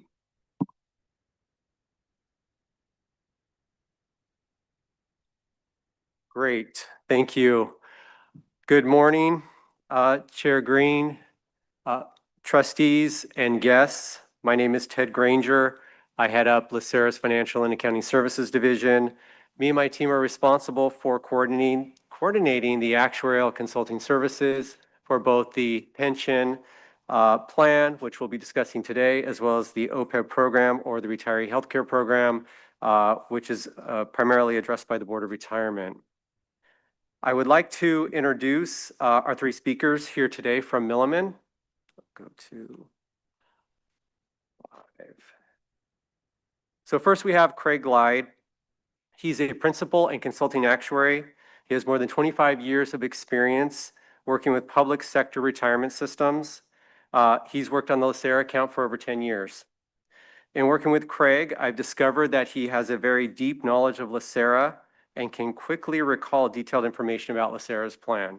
So we'll be having casual conversations about things, and Craig will say, oh, well, in 2019, when we did the experience study, we did this. And it's just kind of amazing, the information he's able to recall about our plan. So it's very beneficial to have him on the team. Next is Alan Perry. Alan is a principal and consultant with Milliman. He has over 30 years of experience working with actuarial and investment related topics. He specializes in the development of capital market assumptions and investment policy. He's previously presented to the Board of Investments during an experience study cycle. So it's good to have Alan back with us today. And finally, Nick Collier. Nick is a principal and consulting actuary. He has over 30 years of experience working with public sector retirement systems. He's been on the LACERA account since inception, and that goes back to the late 1990s. So it's been a while. Recently, LACERA hired a new external auditor, CLA, Clifton Larson Allen, and we were chatting with our new manager, Brittany. And Brittany said, oh, so I've been looking at the LACERA financial statements, and I noticed that you guys have Milliman, and I noticed that Nick was the chief actuary on your engagement. And she said, I really like Nick. I've worked with him in the past. And by the way, he really is an actuary's actuary. So I took that as a compliment. So it's great to have Milliman here today with us. And I'm going to try to go back to slide 2 and see if this works. And there we go. Okay, so just very quickly, I'm going to go over the 3 objectives we have for the presentation today. First, we have define the experience study, highlight its significance, and identify key assumptions. So just to step back for a moment, why are we here today? We're here because of Searle. The County Employees Retirement Law requires us to perform an experience study every 3 years. This is obviously part of that process. In addition, the board approved in October 2024 the new actuarial funding policy. Our policy also includes a requirement to have a 3-year experience study or experience study on a 3-year cycle, as well as an annual evaluation. So hopefully that policy and those requirements are still a little bit fresh. That wasn't too long ago we updated that policy. The last time Milliman performed an experience study was in 2022. So for this particular cycle, it is for June 30, 2025. And the next objective is to summarize the pension project schedules, noting major dates and activities for fiscal year 2026. So quick point of clarification. Again, we're talking about the fiscal year end 2025 in terms of the actuarial projects. I know we mentioned fiscal year 26. That's when the work will be performed, right? We always perform, accountants and actuaries always perform the work subsequent to the fiscal year end, so we can report on the activities that happened during that year. So I just want to clarify, we're talking about the 2025 actuarial reporting cycle. Milliman will be working on 3 reports for this cycle: the experience study, the evaluation, and then later on there'll be a risk assessment that will be based on this particular work. And finally, the third objective is to assess the impacts of assumptions, focusing on their relevance and financial outcomes. So I won't get into too much detail. I'll let Milliman take over and talk a lot about that, but just for sort of a global view, of course, we'll be talking about economic assumptions, demographic assumptions, and actuarial methods. So I want to start some of the language flowing a little bit in terms of what we'll get into today. This concludes my opening comments. Please know that we designed this session for education, for information.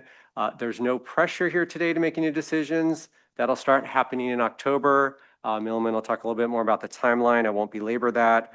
We encourage engagement. We encourage the trustees to ask questions. If you come across something, please feel free to ask.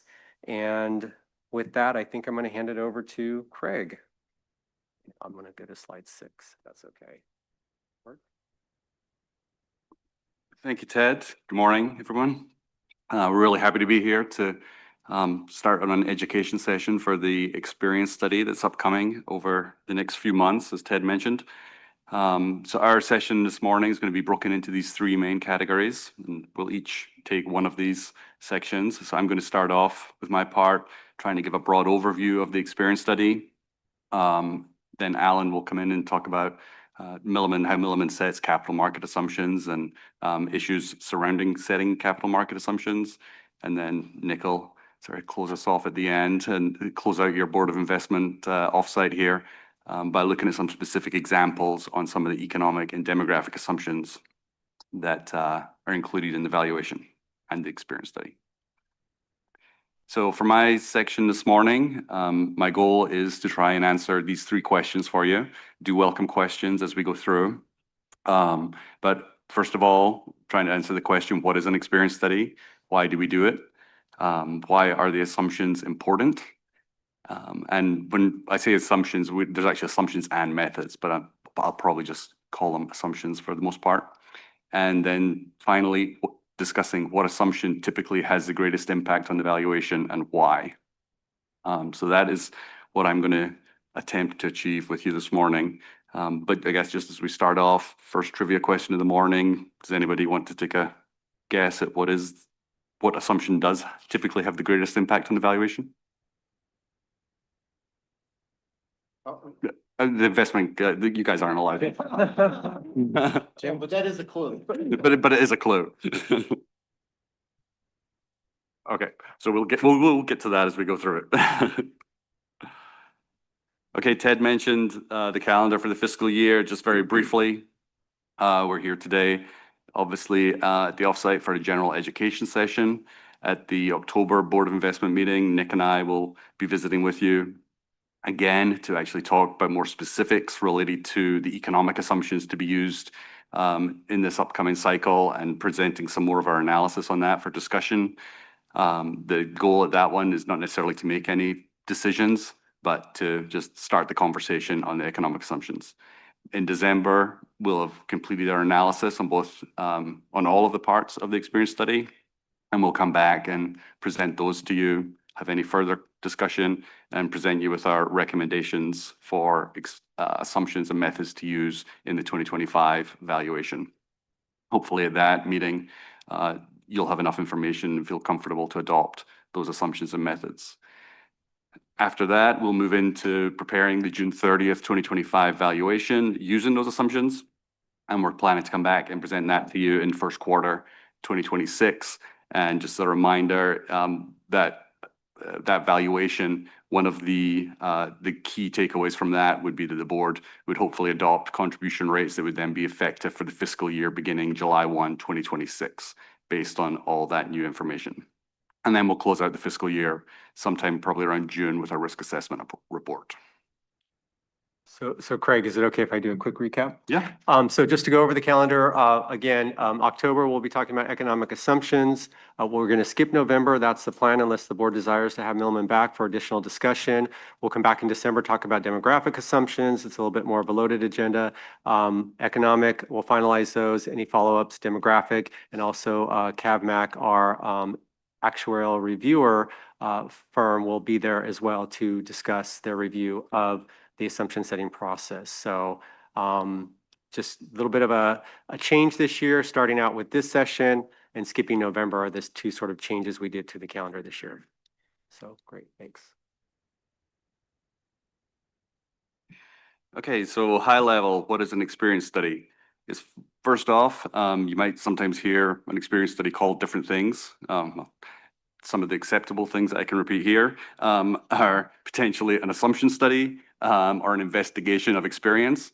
But generally, if you hear any of those terms used, they're all referring to the same thing, which is the experience study. And so what is the experience study? It is a periodic review, and in LACERA's case, that's every 3 years. We do a review of assumptions and methods, and that compares the plan's actual experience, where like how many people have actually died, how many people have actually retired, and we compare that with the assumptions that are used in the valuation. We also look at future forecasts of economic measures, so things like investment return forecasts, investment return and inflation. We will look at those, what they are going forward, and compare those to the assumptions that are being used. And with that comparison, that helps us determine if those assumptions are still appropriate to use to value the liabilities of the plan and to create estimates of the cost of the plan and what contribution rates should be. And we're doing all of that to give you the information you need to carry out your fiduciary responsibilities and to help keep the plan in financially sound. Now, a couple of things that we generally try and sort of use as our sort of grounding as we go through this is that we're trying not to overreact to any potential short-term changes. And we're looking more at the long-term outcome of the plan. We're dealing with retirement benefits. Those are very long term in nature. So we're trying not to overreact to anything that happens in the short term. An example of that would be sort of during the pandemic, there was a sort of higher incidence of people retiring and leaving employment for other reasons than was expected by the assumptions. But there was obviously some unique, specific issues going on around that time. And we didn't necessarily think that experience, we should build that into the long-term expectations too much when we did the 2022 experience study. And so we did not reflect that full experience. And now with a few years of hindsight, some of those trends have kind of returned to pre-pandemic norms. And so I think that was a good decision at the time. But the idea is just that we're looking more at long-term trends rather than sort of trying to not overreact to that short-term volatility. We're also generally looking to try and keep assumptions appropriate, but unchanged as much as possible, provided they're appropriate. And the main reason for that is because stable assumptions are going to help to keep contribution rates more stable over the long term. And typically the employers and members are going to generally prefer less volatility in their contribution rates and have those be stable. So those are a couple of our guiding factors as we look at appropriate assumptions. So generally categorize assumptions and methods into 3 groups in these blue boxes here.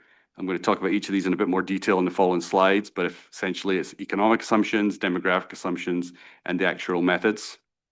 The economic assumptions based primarily on forecasts. We're looking at information from your actuary, us, and we rely on Alan for sort of his expertise as well. We're looking at information from your investment staff and your investment consultants on their expectations for future inflation, investment return, those types of things. Demographic assumptions, that is based specifically on LACERA's actual experience, how many people have retired over the period, how many people have died. And actuarial methods, that's kind of a framework we have that helps us guide us into how we're allocating cost to periods, how we're calculating your funded status, how we're calculating contribution rates. And that's all documented in the funding policy that the board adopted last October. So first of all, looking at economic assumptions, we've summarized the economic assumptions on this slide. The investment return assumption is up in the top corner there. It is generally the most important assumption that is included in the valuation. Investment return assumption, we look at that. That's generally being based on, we're looking at your target asset allocation. We're looking at capital market assumptions. And then we're trying to come up with what is a reasonable long-term expectation for investment return on your portfolio. And then we're going to use that investment return to value the liabilities of the plan.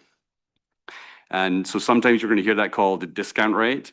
And the reason it's could be called discount rate is because we're looking at payments that are going to be made out in the future, and we're going to try and discount those back to the valuation date and create a present value. And that's what your liability is. It's a present value of all those payments that are going to be made in the future. So one way to think about that with a 7% investment return, if I owed you $107 in benefit payments a year from now, and I expected that I could earn 7% investment return, I would only need $100 today invested, expecting to return 7%, so that I could pay you that $107 a year from now. And so the investment return is used, that's how the investment return is used in the valuation to discount all those future benefit payments expected to be made. Inflation is a big assumption that's in here. And we look at inflation two ways. We look at a national price inflation and we look at a local price inflation.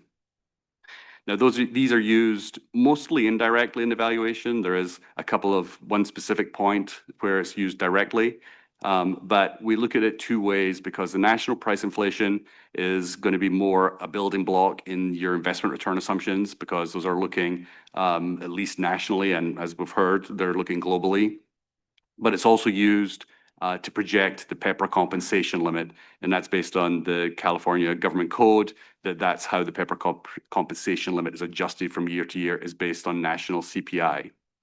But when it comes to things like wage growth and retiree COLAs, those tend to be more based on local price inflation. So we want to also look at local price inflation to see if there's any differences there and to see if it makes sense to have one or two assumptions for those. Historically, we've used the same assumption for both, but we're always looking at those to determine if it makes sense to have different assumptions for national and local price inflation. May I ask a quick question? Yes, please. On that specific item. So in determining the actuary assumptions using the national price inflation for PEPRA versus the local for COLAs, but to Ted, for our adjustment for employee contributions, independent of the actuary report, we use the Anaheim LA model to determine that contribution rate. Is that correct? Do you want me to go? Yeah, go ahead. Yeah. Yes, that's the local inflation index that's used for setting the retiree COLAs. And so it's based on the statutory COLA. So we look at that index, and whatever that index is, that number then gets rounded and used to provide the statutory retiree COLA each year. Right. I understand that. I'm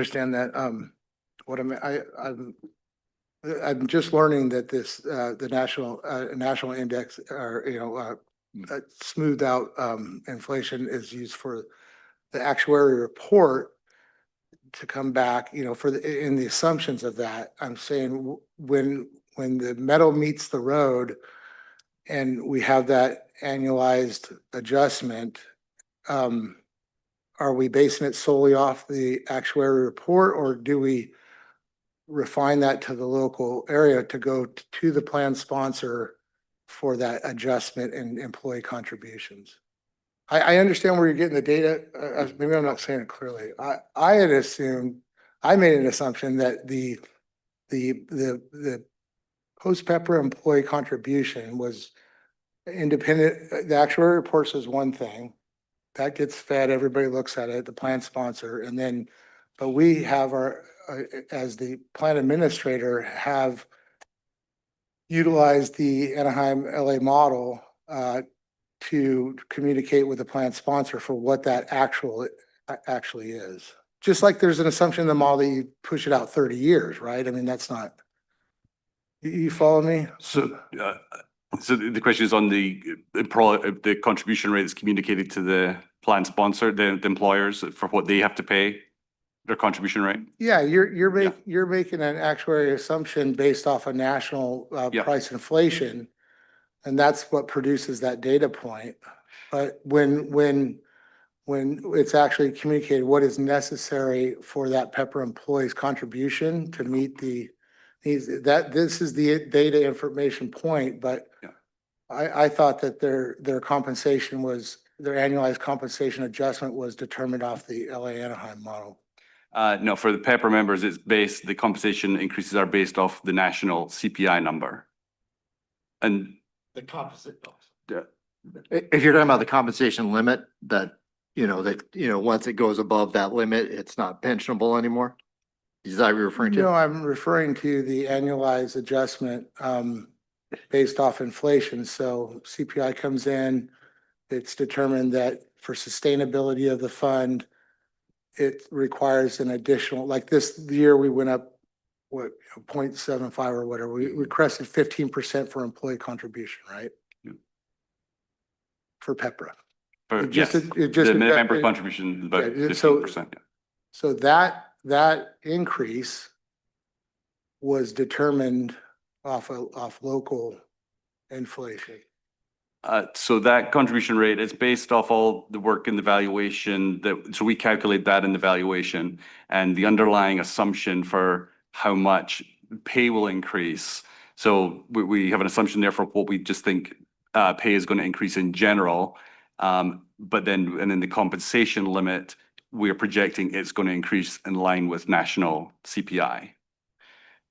But then for the actual wage growth, we do have the assumption that, and so this general wage growth that we have listed here, because all employees are obviously expecting increases from year to year. And across the board, generally that's very closely tied to inflation. But people typically expect a little bit more than inflation. And so that's what we call the real wage growth piece, the piece in excess of inflation.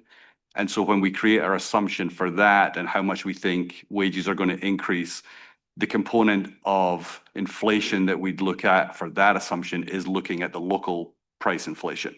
Gotcha. And so that's when we'd look back more at the Long Beach, Anaheim, Los Angeles index, look at what that is, and look at what the actual experience has been of the wage growth of LACERA participants. And the triannual is not subject to this national price. The triannual for legacy pre-Pepra is determined off the local CPI. So when we're coming up with, or we're looking at coming up with the general wage growth assumptions, and when we're looking at setting that wage growth assumption, we are looking at the local CPI to determine what we think is the appropriate assumption for future wage growth. Yeah, so effectively, yes, that's correct. When we're calculating the member contribution rates for the legacy members, there's certain assumptions that are included that, and one of those is wage growth, and that is basically effectively what the local folks are. The only thing that's mandated in law was with the Pepra, they have that compensation limit, and that has to be national because that's what's specified in the law. But everything else, we're gonna use local where it makes sense. Gotcha, thank you. I thought that it was based solely off everything was consistent. So thank you for the education on that. In your opinion, do you feel that it's a fair thing to look at nationally for the California market and the California? I don't mean to put you on the spot but I know it's written into law, but They had to pick a number, and the only thing that has a minor concern on us is that, as Craig said, wages have moved faster than inflation. So the limit's only going up by inflation. So if wages are going up more, you're gonna have more and more people hit that limit over the years. So that's kind of our one concern on it, whether it's national or local. I mean, yeah, there's some logic for having them be local, but they pick national, and that's what was written in the law. And that shouldn't be that much difference, but yeah, if wages do grow faster than inflation, you're gonna have more and more people hitting that Pepper compensation limit. yeah, and Pepper's also subject to a COLA itself, and yeah, that's a great argument for increasing the cap, the limit, right? I mean, Yeah, and I think there is some bills making their way through the process that would aim to Stuck do in that. Stuck in But, appropriation. yeah, we're Yeah. gonna remain neutral on that, but yes, there is, Thank we you, know, guys. we Sorry, know thank- there's thank- some stuff there's in the work, Yeah. yes. Thank you. So I appreciate you entertaining the question. Thank you so much. Yeah, no, And Craig, just to kind of summarize what I think trustee Green was getting at, which is a good point. When we're performing the experience study and evaluation, Milliman's looking at national price inflation, local price inflation, wage growth. Milliman's considering both what the wages are going to look like, what the salaries of the employees are going to be, primarily for LA County, as well as what the retiree benefits will be. When you're looking at the evaluation and the experience study. correct. Okay. On the retiree side, local price inflation, for example, drives the COLA. Yep. Right? So that's a very specific measure of inflation that we look at every year and we award the statutory COLAs based upon. So if I could, sort of all this stuff goes into the evaluation experience study, but it becomes very pointed when we get to what's required under the law in awarding the benefits and the COLAs. Yes, yeah, exactly. We're looking at all these things. They do make, and the inflation assumptions tend to work their way through all of the economic assumptions in one way or another, whether it's directly or indirectly. And so, yeah, they're permeated all the way through there. Got it. Thank you. And we touched on there throughout the conversation, I mean, other economic assumptions is the wage growth, payroll growth, and then used for the future retiree COLAs. And so you're going to see the local price inflation working their way through all of those. Looking at the demographic assumptions and what those are, I mean, at the core, one of the missions or the mission of LACERA is to pay all their future benefits to retirees, current retirees and future retirees when they're owed those benefits. And so to estimate the cost of the liabilities, we have to make some assumptions about when those benefits will be paid, how much they'll be, how long they'll be paid for. And so we make demographic assumptions to help us estimate that cost. One of the biggest demographic assumptions going in there is the assumption for mortality or life expectancy. And those benefits are going to be paid to those current and future retirees. I mean, just based on the current population, we can project out those payment streams, and we expect that 80 years from now, there's somebody that's currently a member of LACERA that will still be receiving a benefit from LACERA, but they're going to get those benefits for the remainder of their life once they start in payment. So we need to make some assumptions for how long that is going to be, and so we have mortality assumptions. There are published mortality tables. The Society of Actuaries publishes tables. And while we look at LACERA's experience specifically, we'll generally look at using one of the standard published mortality tables. And if we need to adjust that to more closely fit LACERA's data and what we expect to happen, we'll make those changes. But we're generally going to rely on published public plan specific mortality tables for that. We need to make assumptions for when people are going to retire, when they're going to leave the employment of LACERA, if they leave before retirement, because that's going to determine a lot how much their benefit's going to be, because we'll have projected their service, we'll have projected their salary. That helps us estimate their benefit, and it helps us estimate when it's going to begin. So with those assumptions, we can start projecting the amount of benefits and when they'll start, how long they'll be paid for. So we have to make assumptions for when they'll retire or when they will otherwise leave employment. There's another piece here that the salary, getting back to the salary just for a second, it gets a little bit complicated. We talked about wage growth as an economic assumption. There's also a piece of wage growth that's considered a demographic assumption. The general wage growth piece that's economic, that's sort of the piece of wages that we expect applies essentially across the board to everybody. But there's then going to be individual promotional or longevity increases that people will get throughout their career. And so there's a separate piece of wage increase that we look at as a demographic assumption. It tends to be based on people's length of service. And so that's what we have in here called the merit salary demographic increase that we have here. Looking at the third of those pieces is the actuarial methods I mentioned earlier. This is basically the framework that allows us to sort of pull all the pieces together, allocate costs, and it's all documented in the funding policy. There has been some changes made to these over the last couple cycles. It's been looked at in quite a bit of detail over the last few cycles. In 2019, the actual asset method got adjusted to include some offsets on the smoothing. It was a technical adjustment made that we felt was going to help smooth out contribution rates.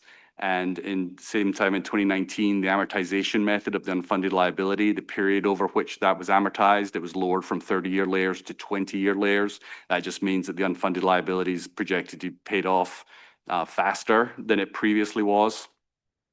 And then in 2022, the STAR reserve treatment was adjusted to exclude the STAR reserve from valuation assets. So there's been a lot of work done on those in the last few years. We feel like that's working well in the system, kind of working as intended, but we're going to be looking at those in the current cycle again as well and in future cycles.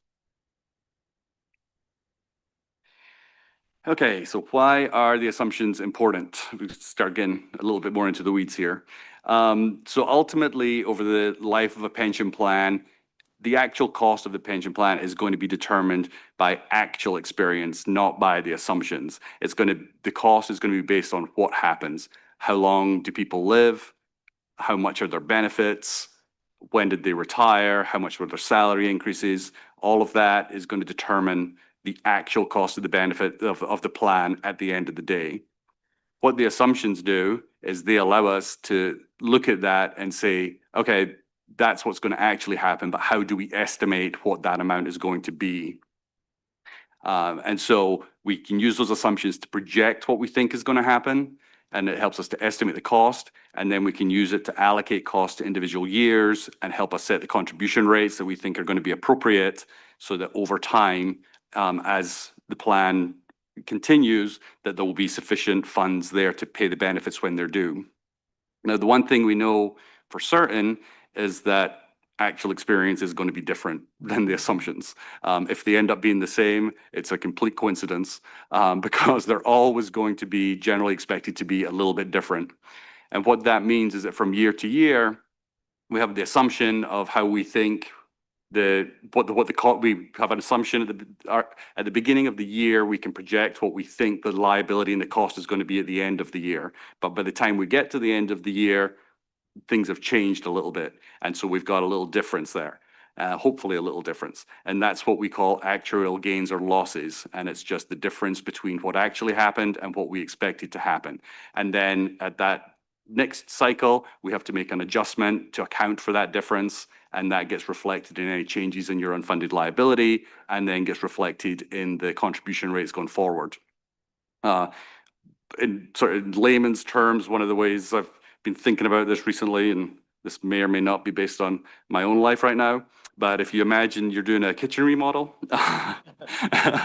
and at the start of it, you've made all your assumptions about how much things are going to cost, and you've made all your plans that you think what it's going to cost, and then you do the kitchen remodel and everything changes. And so at the end of it, it either costs more than you were expecting, probably, and you have to figure out how you're now going to fund that extra that you weren't planning for at the start. And so then you've got to pay for that somehow else from future funds, or it comes in lower, which would be the actual gain situation, and you maybe realize that the vacation you postponed last year so you could pay for it, you didn't really have to postpone after all. And so it becomes a shifting case as you get the differences between your assumptions and actual experience. You either pay for it earlier or you pay for it later, but the actual cost is going to be the actual cost. And so the assumptions just help us allocate to periods, but then it becomes a pay me now or pay me later type approach. Hey, Craig, question for you. Yes. So if the prospective increase in the contribution rate is rearward looking, right? So in the past year, there was a small difference between what you thought would happen and what happened.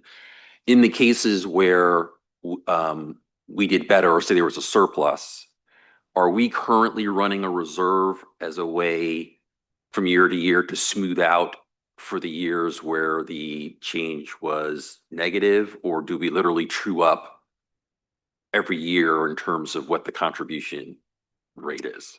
So every year that difference works into the unfunded liability layers. And so if, say you had that surplus and let's just say it was $100 million from different sources, we'd set up what we'd call a gain layer in the amortization. And so you'd basically have that negative $100 million because it's going to help to reduce costs, and it would be amortized over the next 20 years. And so whatever the sort of effective decrease on your contribution rate was for that, you'd get a piece of that for each of the next 20 years. Oh, got it. But on the asset, sometimes we further defer. If we have a good year or bad year, we're reflected over 5 years. So therefore, a lot of times you do have this reserve that hasn't worked its way into the actuarial books that's gonna come good or bad. And like when the financial crisis hit, we had this huge negative reserve that we knew was gonna hit. But then after we had like a 28% return a few years ago, then that was a good thing that was gonna flow through. So yeah, there's like, it's two layered effectively, which as I'll talk a little bit later. So one things as actuaries, we know costs are gonna move around, but we try to keep them as smooth as possible and not have the system overreact to, year to year changes. So just a quick recap, I think Nick talked about the actuarial method. It's the 5-year smoothing method. Nick is referring to that. And that is where the gains and losses of the assets are smoothed into the valuation over 5 years. The actuarial method that Craig talked about is the 20-year amortization method. And those are the specific layers to Trustee Jones' question, where we're tracking each gain or loss year for 20 years, and we're amortizing those layers out over time. So 2 different actuarial methods we're addressing. So there's a lot of information on this chart. This is essentially everything that we just discussed there about when there's differences from year to year and how does it flow through. This is LACERA's actual experience over the last 20 years. The bars here reflect those differences from year to year, those gains or losses. Anything negative was favorable experience, better than the assumptions. It helped to reduce the unfunded liability and helped to reduce cost. Anything positive, any of those bars, that was experience worse than expected. So it caused an increase in the unfunded liability above what was expected. And then that has to be funded going forward. So the black line across this chart is the employer contribution rate over that period. And so effectively what you see happening is in the years where you've got good experience, so negative numbers on the bars, the employer contribution rate, you see that trailing, it lags a little bit, but it moves downward because you've had better experience than you expected, so your costs become lower. But then the opposite happens when you have the worse than expected experience, you have an increase in the unfunded liability. That's the amount above the x-axis. And then because of that, the employer contribution rate has to start increasing. So you see at the start in 2005 to 7, there was good experience. The contribution rate came down. Then we had the financial crisis in 2008. There was a lot of pressure on the investment returns. We had some losses that then those needed to be paid over the next whatever the period of the amortization was. At the time, it was 30 years, now it's 20. But that caused the employer contribution rate to increase. And so the relative height of these bars from year to year, that kind of shows you the sort of difference between actual and expected on a year-to-year basis.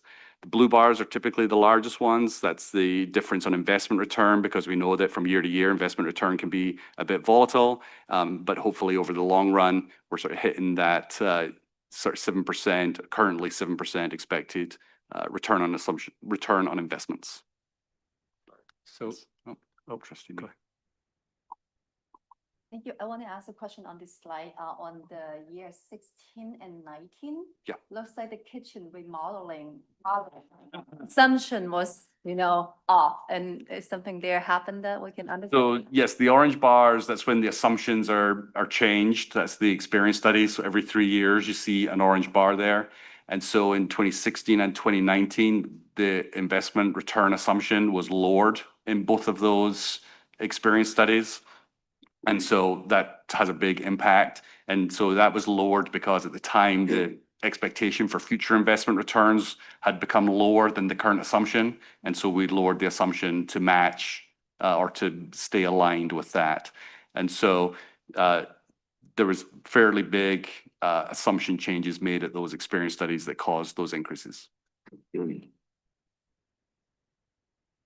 Someone else have a question? Yeah. I real quick, I tried to catch you before we moved on.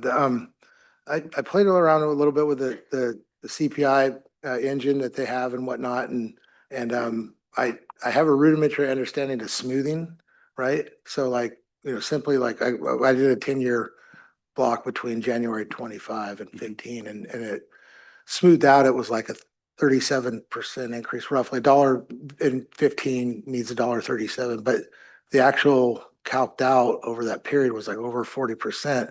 What are, just for my own information, what are some of the examples of that smoothing? Because I failed to find really some definitive information on what smooths out the inflation rate, other than, I know maybe tax incentives, stuff like that, but I'm not sure, what I'm not sure if we're too on you. We're talking about investment return when we're talking about smoothing. I'm not sure. You're referring to inflation? yeah, you guys moved on, but I wanted to get the question out when we were talking about smoothed out, which goes into the assumption, right?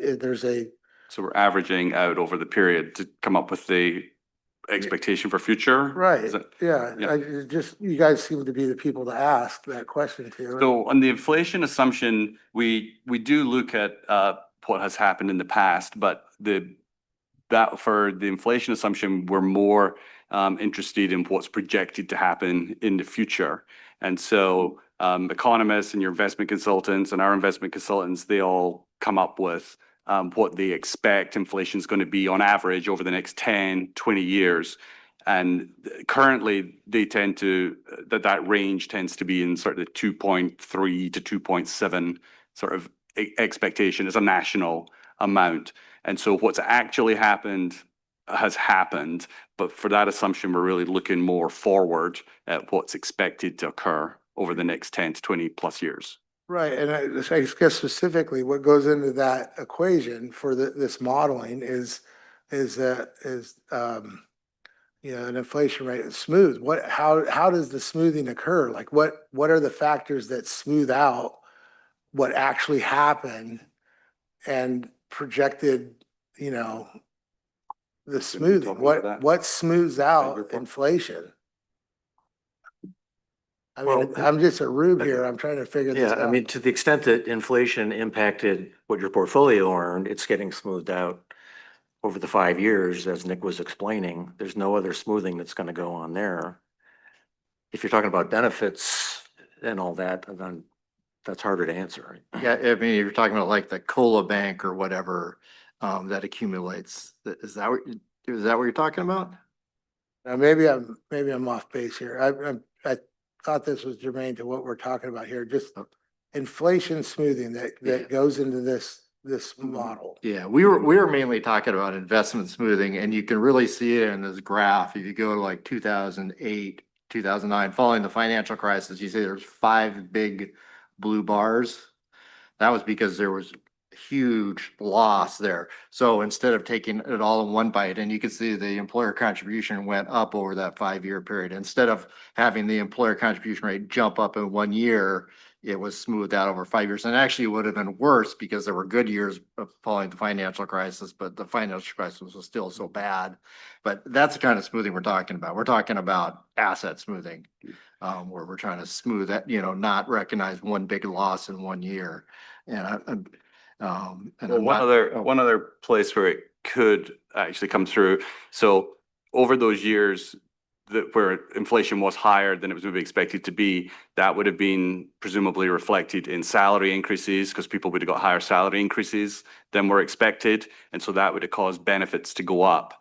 And so that would now create some of that extra liability that wasn't planned for. And so then that would end up getting included in the unfunded liability and then smoothed over the 20-year period. Is that maybe more the point? Yeah, that's it. On the nose. Sorry. That's what Yeah. Like just. So that inflate, those differences, they end up working their way through in things like the salary increases and in the retiree COLA increases rather than directly as an inflation impact.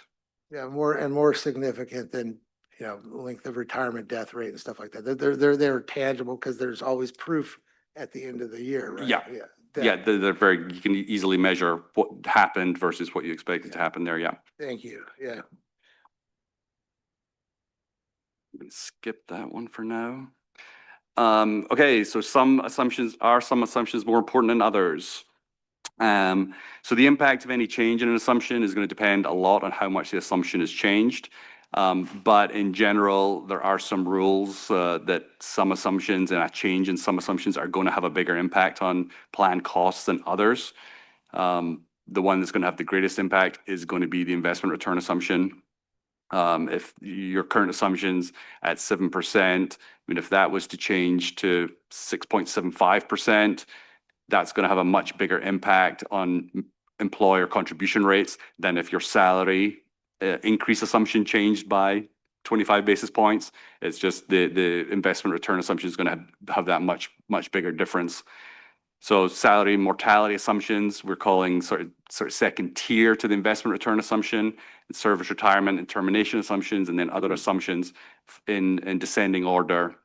The sort of relative sensitivity of the member contribution rates to changes in assumptions, that's kind of how they would be rated. On the member contribution rates, they are also going to be affected by changes in assumptions, but because those rates will be adjusted similar to how the employer rates are. The difference between the employer and the member rates are that the members do not have to make any contribution for any of that difference between actual experience and assumed experience. That is all borne by the employers. So the member contribution rates are very much tied just to the assumptions and not to the actual experience, whereas the employers, they're going to get both pieces of that, tied to actual and tied to assumptions. So just a quick summary, Craig, just to pause for a quick second. So it's important for the board to set the assumptions, to study them, and try to make the right decision in terms of the assumption setting. We also have to consider that those assumptions could impact the employer contribution rate as well as the member contribution rate on the backside. Yes. So we're doing all this work to make sure we fine tune these assumptions and try to get them right. There's also impacts to that. Yes. Yeah. I mean, the cost sharing between the employers and the members is definitely going to impact both. Okay. Yeah. Great. Yes. Quick question. So the assumption was talk about how to affect members' contribution rate. That's different for different plan, right? How each plan, especially like PEPRA Plan G, is calculated differently from other plans. The PEPRA and the legacy plans, the member rates are calculated differently, yes. So in the PEPRA plans, we calculate the total cost, what we call the normal cost, and that's the cost of the benefits effectively that are being earned over the year, what's been allocated to the year just for the cost of benefits. And on the PEPRA plans, the member pays half and the employer pays half. On the legacy plans, the member contribution rates are determined by a formula. So, and it depends, it's based on the age at which members entered LACERA and which plan they're in. So depending on which plan you're in and what age you entered LACERA, all the members are going to have a different rate. Whereas for PEPRA, all the members have the same rate and it's half of that gross rate. So basically for PEPRA plan, I want to ask because we have a good portion of members today are Plan G members, right? I'm assuming they might have the question trying to understand that. So my understanding is that it sounds like the assumption, since the cost is split half and half employer-employee, sounds like the assumptions equally affecting both contribution rate calculations, is that right? Yes, they're affecting both of them equally. Okay. The assumptions, yes. Thank you. In the context of that member rate and the piece of the employer rate that's just due to the benefits being earned, yes. So either both the employer and employees are happy or sad. At the same time. At the same time. That I can ask in separate meeting because it might be taking a lot of time because last year I remember it differently, like when we had the rate set. I remember the employer rate was decreased and the implantee, Went went up, opposite direction. And so that's because the employer rate, the employer rate has two pieces. They're paying for the cost of benefits, plus they're also paying to amortize that unfunded liability, whereas the members are only paying for the cost of benefits.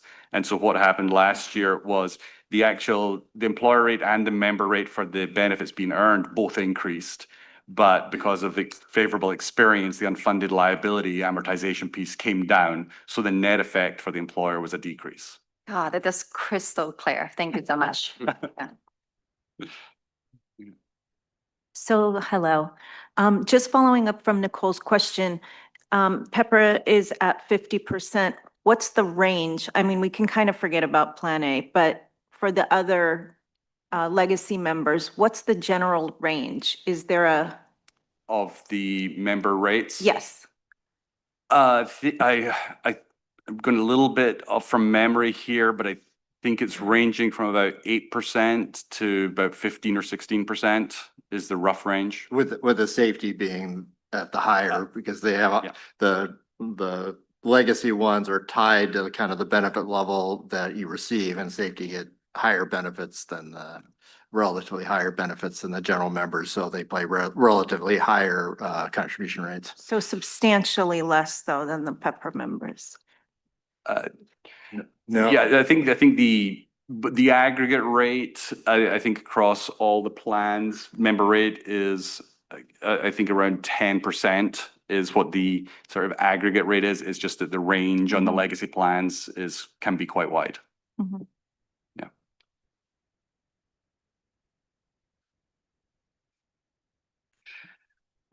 Just trying to move along quickly here, just to talk a little bit more about the importance of investment return. I mean, I think I think the room here knows that investment return is very important to LACERA. But just to give you an idea here, the chart on the right, this is published by NASRA, and it basically shows the sources of revenue to public pension funds over the 30 years ending in 2023.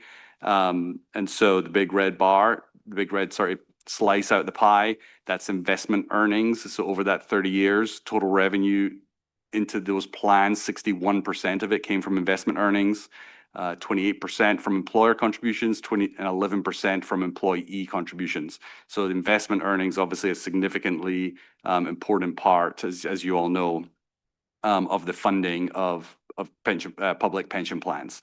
Might see some different graphics that do the same thing, and you might see just some different numbers than the 61, 28, and 11, but the general magnitude of them is going to be the same. There just might be a bit of variance. How do we recommend the investment return assumption? We touched on a lot of this already, so I won't belabor this point. But when we're looking at setting an investment return assumption, we're looking at your target asset allocation. We're looking at the capital market assumptions. So we're looking at what is expected to happen based on the decisions that have been made, how you're allocating and what the expectations are for all those asset classes. We'll use information from our consultants, from your consultants, Makita, and from any other information. And we'll try and determine what a good long-term expected return on investment is for that. And we will also, I mentioned earlier, we're also going to look at it, and we're not going to try and fine tune it because that moved by 2 or 3 basis points. So we should change the assumption. We're going to look at it more for, has it moved significantly enough that we need to consider making a change? So hopefully, I'm going to move on quickly here to Alan, but hopefully we recap those 3 questions. I answered hopefully those questions for you, and thank you for the questions and the conversation. Good morning. Ted, if it's all right, in the interest of time, I'm gonna kind of speed click through. I want to make sure we give Nick enough time. My presentation is probably 90% educational and 10% important information. I don't want to skip the 10% at the end, but I will click through some of this. We have a lot of basic, very objective parts to developing capital market assumptions, and then there's some more subjective, more detailed parts. My guess is that Tim and his colleagues at Makita regularly go through a lot of this. And we develop capital market assumptions the way at least most other actuaries do, because I've played a part in training a lot of those actuaries through the Society of Actuaries and the American Academy of Actuaries. They don't all do things, the way we necessarily do it. But my guess is, and I've read Makita's material, we're actually pretty close. Just little background, we develop capital market assumptions twice a year, January 1 and July 1. The numbers you're going to see later are as of January 1, so we could compare them to other things. I'll mention changes since January 1 when we get there. It's not just me, it's a committee of a bunch of professionals. We like to take exams, so a lot of us are CFAs. Matter of fact, all of us are CFAs on our committee. And we do short-term and long-term, but I'm primarily talking about the assumptions that Craig and Nick would be using for funding purposes. We do more strategic assumptions. I'm sure Makita does the same thing, that are more asset allocation oriented. We have corporate plans that are planning to terminate in 2 or 3 years, so we're looking at 2 or 3 years, so we might have slightly different assumptions for those. I'm going to skip over this. Basically, today I have a history slide I'm also going to skip, but we're using what's called the discounted cash flow method, as opposed to looking at historical returns and using them as projections of future returns. And what we're just trying to do is project the future cash flows of assets just the way they project future benefit payments. And we know the price. They don't know the present value of the liability, but we know asset prices. And so we can solve for the discount rate. Then importantly, that discount rate gets passed on to the actuaries. They need the discount rate to discount their liability projections and come up with today's price, which is your actuarial liability. So it's the same process. And again, it's just basically projecting cash flows and discounting them back. Would have loved to spend a lot of time on this slide because it's my favorite one. The whole middle part, modern portfolio theory, capital asset pricing model, that was all spearheaded by a guy up the road at UCLA named William Sharpe. You've probably heard of Sharpe ratios. But for a while, a lot of firms were using the capital asset pricing model. You didn't need a lot of data. You only needed return histories. You didn't need all the financial information and accounting statements. And it was a descriptive positive economics kind of a theory. Sharpe was trying to kind of define a relationship between expected return and risk and assets as a way to describe how assets tended to be priced. Well, after a while, Wall Street picked them up on that and decided there's a way to make money here, and there were these beta factories created. They calculated betas. This is before Excel and Lotus 1-2-3. So on mainframes, they calculated betas and, of course, sold them. And people were using beta to try to invest. And it really, in the long run, didn't work out very well. And then also using beta to forecast expected returns also does not work very well. We still use a capital asset pricing model for a lot of performance measurement. It's still, parts of it are used for coming up with efficient portfolios and all that, but it's not generally used going forward. We use discounted cash flow models. They're not new. They've been around forever. What we didn't have until maybe the last 20 years was all the data that makes them really work well. There are so many indices out there, and we can get data every minute of the day on what their yields are, earnings behind the companies that are in those indices, other characteristics of the index, and lots of other projections. So discounted cash flow, it's forward-looking. It starts with price, more objective, more feasible. That's what we're doing. This is where I really want to focus, because this is the takeaway that I want hopefully everyone in the room to walk away with. I'm hoping that you know one or two or maybe even all three of these. But I think these are the most important thing for anyone to know who is dealing with portfolio returns and the impacts, as we've been talking about, in your case on pension funding.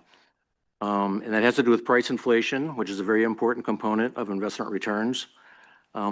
Fixed income returns in general, and then equity returns, whether it's public equity or private equity. And all other asset classes are basically, like these or combinations of these. But I wish I had coined this phrase, but somebody else did. But the theme here is yield is destiny. Yield projects future returns, and that's what we're leaning on heavily. So, quick example. Here's historical price inflation going all the way back to 1927, just rolling 12-month. As you can see, it's all over the place. You could have used historical inflation as an assumption going forward, but there have been a lot of periods where you would have been really, really wrong. Two really important events that happened, gifts to actuaries, to put it mildly, was in 1997, the U.S. Treasury finally decided to issue inflation index bonds. I'm pretty sure you have some in your portfolio. Both to help the Fed get a market reading on what investors think inflation is likely to do, also to reduce the funding cost for the Treasury because they wouldn't require high return. And other countries had them. So the U.S. finally offered them in 1997, and that's really changed everything. And then related to that, in 2012, the Fed finally came out and published that they had a 2% inflation target, and they were going to try to use, all the arrows in their quiver to keep average inflation around 2%. And, you can look at the graph and see that other than a couple of blips there, since those two events occurred, certainly inflation has been much more stable. Here's 20-year rolling inflation, going back to 1927. So if I'm back there trying to develop capital market assumptions in 2027, and if I had used trailing history back then, I believe back then that average inflation was close to 0. But at each point here, where that graph is, that's what inflation averaged over the next 20 years. And look how I would be changing my assumption from year to year to year to year. And that made inflation probably the most difficult part of this whole puzzle. And this is just since 2003, since we had a good reading, but the red line is what's called break-even inflation. And if you're not familiar with that, break-even inflation is just the simple difference between the yield on, say, a 10-year Treasury bond and the yield on a 10-year inflation index Treasury bond. The difference between those two yields is what the CPIU would have to average over the next 10 years, such that the total return, the total nominal return from those two bonds was exactly the same thing. That's why it's called break-even. So that you could call that's the bond market's forecast of what future inflation is. Now, typically, there's some tiny adjustments that we and others make to that. There's some tax reasons and liquidity reasons, but generally, break-even inflation is going to be very close to what all economists and actuaries and others are using to forecast inflation. It's available on many websites. You can go to the St. Louis Fed's FRED website, and you can look up this and a bunch of the other things I'm going to show you every minute of the day. You can look at it, or it's updated every single day. So even when inflation, spiked up and spiked down over various periods, the break-even inflation, what the market thought inflation was going to do, forward-looking, remained very stable and very anchored in.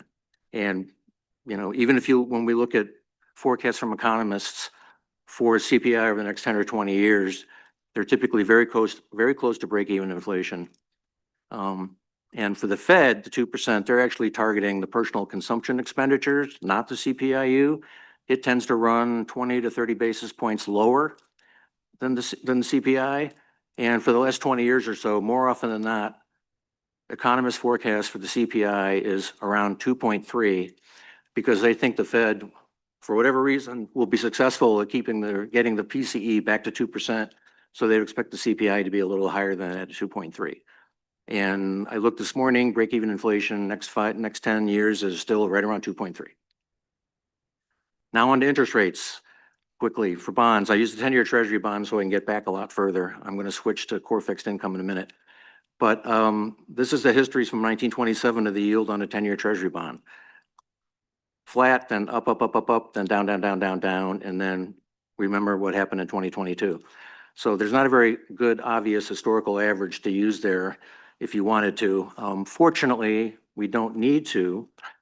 Here's like the other graph. Here's how much we would have to be forecasting yields would change to have been accurate with a 20-year forecast. In some cases, we would have had to have been saying that rates were going to climb 1,000 basis points or fall almost 1,000 basis points for us to be right. So fortunately, we don't have to, because with fixed income, indices, If you buy a 10-year treasury bond, you hold it for 10 years, the return you're going to earn is precisely the yield the day you bought it. And that's what we're taking advantage of here. It's a little bit less true with entire indices of bonds, but it's also very, very similar. So what this graph is, and this starts in 73 because that's when the Bloomberg Core Fixed Income Index, which was the Lehman government credit at the time, that's when it started. So each date here, there's a red dot and a blue dot. The red dot is what the yield to maturity was for that index on that day. The blue dot is what the 20-year return was after that date, annualized. And you see how closely they track. And bond traders call this WYSIWYG, which is what you see is what you get. So the takeaway here is with a bond index, certainly with an individual bond, but you're not looking at that. With a bond index, at least a portfolio of bonds, whatever the yield is today is going to be very close to the return that you get over a very long period of time. Basically, that period of time that you know you're locking something in, it's roughly twice the duration. So core fixed income has a duration typically around 5 or 6 all the time. So twice that duration is like 10 to 12.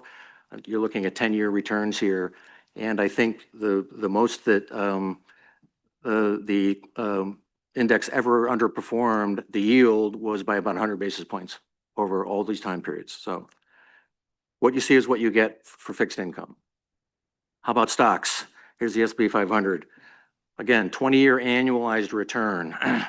It's all over the place, peaks and valleys. We would, to be accurate, a 20-year forecast would be changing all the time. Well, what about if we go to a real return, which we typically do when we're forecasting stocks? It comes in a little bit, but there's still a lot of variability. What we need is a yield like we have for fixed income for stocks, and fortunately, there is a candidate. And we refer to it as the normalized earnings yield, but some of you may have heard of the CAPE ratio. The CAPE ratio is the cyclically adjusted price earnings ratio. So it's like a price earnings ratio, which is the price of, let's say, the S&P 500 divided by its trailing earnings, or maybe its forecasted future one-year earnings. But what Robert Shiller at Yale did was decide to average the trailing earnings for the last 10 years, adjust all them for inflation, and then divide that into the current price and smooths out the bumps, the peaks and troughs of earnings due to the business cycle and other factors. And, that's a very good price earnings ratio for figuring out if stocks are highly valued or cheap. But what Shiller and other people do, and what we do, is invert that ratio. Instead of a price earnings ratio, it's an earnings price ratio, which is an earnings yield. So we found a yield, it's the earnings yield. And by averaging it over 10 years, you've normalized it to some extent. Now, what we do for actually predicting future returns is since it's a 10-year average, on average, for a 10-year average, it's about 5 years behind because earnings are growing. So we trend it up. Most people trend it up for 5 years or 6 years and call that a kind of a normalized prediction of the current earnings yield. And for various reasons, the earnings yield tends to be a very good predictor of the long-term real return on the stock market. And the accounting is a little bit complicated, but that's true. And here is the annual earnings of the S&P versus the normalized earnings. So you can see it's just a moving average and adjusted for inflation. So it's much smoother. If we project going forward off the red line, we're not going to be projecting off a peak or a trough and be too high or be too low. And here's the winning chart. This is the same thing that we looked at for fixed income, but now we're taking that earnings yield, the normalized earnings yield, which you can basically look up, and comparing that to the real return, because this is all real, on the S&P 500, again, all the way back to 1927. So it doesn't follow as closely as for fixed income, but it does track pretty closely. It picks up the changes at about the right time. And there are ways to do even better than this by, adding lots of little decorations to the calculation. But even the simplest version, even just using the inverse of the CAPE as it is, works pretty well without the 5-year adjustment. So if we put all this together, which is the point here, And I'm using the 60-40 portfolio because I knew Tim was going to include a chart on the 60-40 portfolio this morning. 60% S&P and 40% core bonds.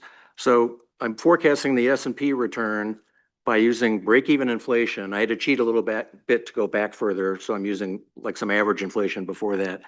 I'm adding that to get a nominal S&P return, and then just taking the yield on core fixed income, and then doing a 60-40 weighting of that.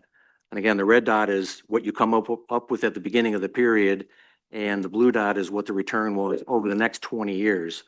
And it's not that bad. It's not going to be perfect, but it's picking up the trends. And again, you see the blue line ends because we haven't had 20 years yet. But the 60-40, this predictor is having the 60-40 down there somewhere between like maybe 5.5 and 6, which is about where a lot of people are for a portfolio like that right now. So yield is destiny, at least for this kind of a simple portfolio, I think it is. Now I was going to get into, here's what we actually do. We use those anchors to guide what we're doing. We actually look at, and Craig mentioned this, we look at a few other sources for inflation, but they all tend to line up for various reasons. For bonds, we actually model individual bonds. We assume that they follow forecasts of treasury rates. We have some mean reversion of where credit spreads go, but we actually model total returns on bonds and then weight them up to get intermediate bonds, long bonds, different credit ratings. We don't just model the full index. We model individual bonds and build up the index, which gives us a lot of precision, which can be helpful. I put this in here just because you got to have math in an actuarial presentation. But this is just a formula for the simple dividend discount model. You can go back and look at this if you need math credits today. But again, this is just the discounted cash flow method for that. This is some refinements we do, but we do look at, we do go out and get things like revenue growth of the S&P, because revenue growth is very stable and tracks the GDP almost perfectly, whereas earnings don't. So we use revenue and then profit margins as opposed to just earnings. But otherwise, we're following what I said pretty closely. And so every return for any time period that we're coming up with for every asset class, it's the sum of income and growth and change in valuation, and totally forward looking. We try to have the change in valuation be very small. We don't like to put mean reversion of any kind in these kinds of assumptions, but sometimes you have to. I think when I was here in 2019, I was explaining why we didn't do that, but now we do. For the other two components that go into capital market assumptions, the volatility, expected standard deviation of returns for each asset class, and the correlations between each pair of asset classes, these are things we need to get the expected annualized return on your portfolio over a long period of time. We simply use history. We use trailing 30 years for those. We do unsmooth things like private equity and private debt, real estate. We unsmooth those to try to get a better read on the true underlying non-appraisal kind of volatility. And then finally, these are our January 1 capital market assumptions for all of your investments and strategies. And we have your target allocation in there. Again, this was an exhibit that we got probably from Tim at Makita. So we're trying to have a parallel kind of a picture here. And we're showing 20-year returns, I think. But at the beginning of the year, if you look down to the bottom, second column from the right, our total annualized return on the portfolio is 7.49%. The median, if you want to use it, is slightly lower than that. Rates are down to June 30th. Rates are down about 25 basis points. As of yesterday, I think rates are down. 10-year treasuries down more than 50 basis points from the beginning of the year. That's generally going to be pulling down asset returns. We also know the S&P is up 31% since April 9th or something, we heard. So again, yields are going down on asset classes, so that will have a little bit of a decrease, sort of a pull on these capital market assumptions. So we do everything the same way. They're very forward looking. We try to make them as subjective as possible. We don't forecast rates and inflation and GDP ourselves. We get those from surveys of professional economists. And we'll skip the fun facts. Alan, if I could, Yeah. so I know we talked about some of this information that you're going to present today prior to this call. in looking at this information, I think the three sort of big concepts that I took away in our discussions was we need to pay attention to inflation, interest rates, and investment returns. Is that kind of a good summary of what we're looking at? Right. Well, it's my big three: yields are destiny. So break even inflation. If you're talking about inflation, find out what break even inflation is. The conversation starts with that. If you're talking about bond returns, find out what the yield is. The conversation starts with that. And if you're talking about at least public equity, you can find out, you can go to a website, there's several of them. They have the CAPE every single day. They have the CAPE for markets all over the world. You can find that. Bloomberg has that. And you can find those CAPEs. You can, if it says 25, invert it 4%. Inflation 2.3, 4 plus 2.3, 6.3. There's your expected return before you do anything else on that equity market. Got it. Thank you. All right, well, we had a lot of good Thanks for questions. your time. Oh, yeah. We had a lot of good questions and actually hit on a lot of stuff I was going to talk about. So not just because I'm the guy between lunch, I'm going to go through this very quickly, but as always, feel free to ask questions. Just going to kind of tie it back to what we talked about. These are the economic assumptions. As both Craig and Alan talked about, the inflation is a big component of that. Sometimes it's direct, like your COLA is directly tied to what the inflation is, and sometimes it's indirect, like member salary increases. If you have high inflation, oftentimes that's going to follow with high salary increases. So enough said on that one. This one is price inflation. The thing I want to talk about here that Craig talked about and was brought up is on the left-hand side. You see that top graph. We track inflation for national and for local, for LA area. As you see, they follow pretty closely, but they're not exactly the same. But it's kind of hard to see how they relate. So we have the graph down below where we track 10-year averages comparing the LA versus national inflation. And all you really need to see is that yellow box, which says over the last 20 years, LA inflation, you're probably not going to be shocked by this, has been higher than national inflation by about 0.2%. Expected return, Alan's already hit on that. I mean, one thing, just going back, capital market assumptions are how we come up with the expected return. The expected return is kind of our starting point when we're recommending what you would want for your investment return assumption.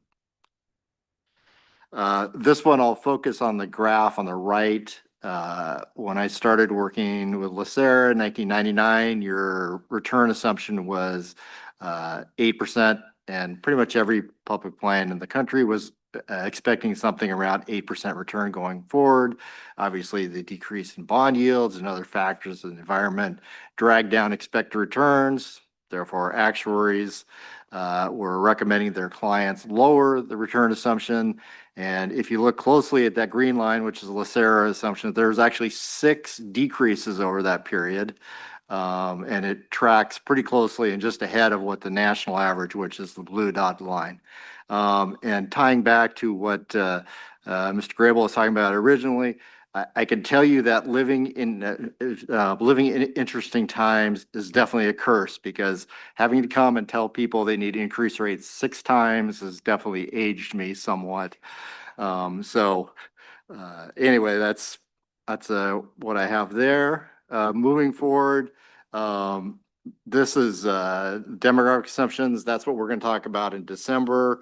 I'd love to talk about this one more because actuaries love to talk about mortality, and we've used mortality as an example.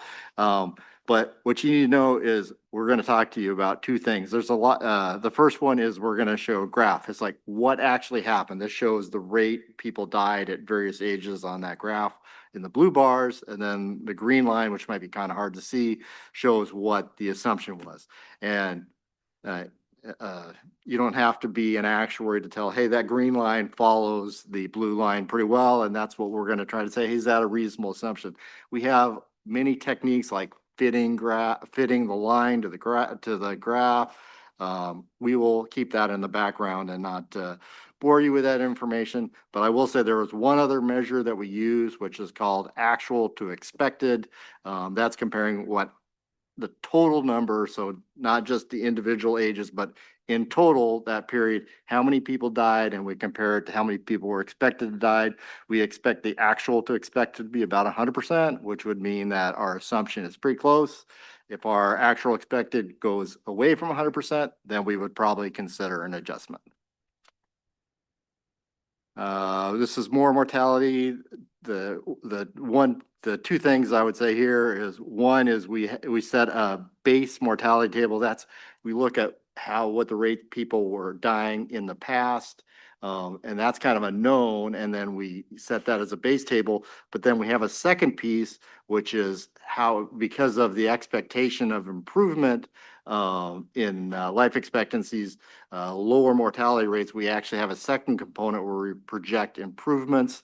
And I'm going to talk about that just a little bit more. This shows in the upper right-hand corner of that graph, you can't really see, but you can see the line goes up. That's expected life expectancies. The one interesting thing there is in 2020, all of a sudden life expectancies dropped for a couple of years. Why was that? Well, that was because there was increased mortality due to COVID. I think kind of, but this I would note is national. I think kind of interesting. I've got a statewide system I work with in Texas, and they had like 20% for 2 years. They had 20% more deaths among the retiree population.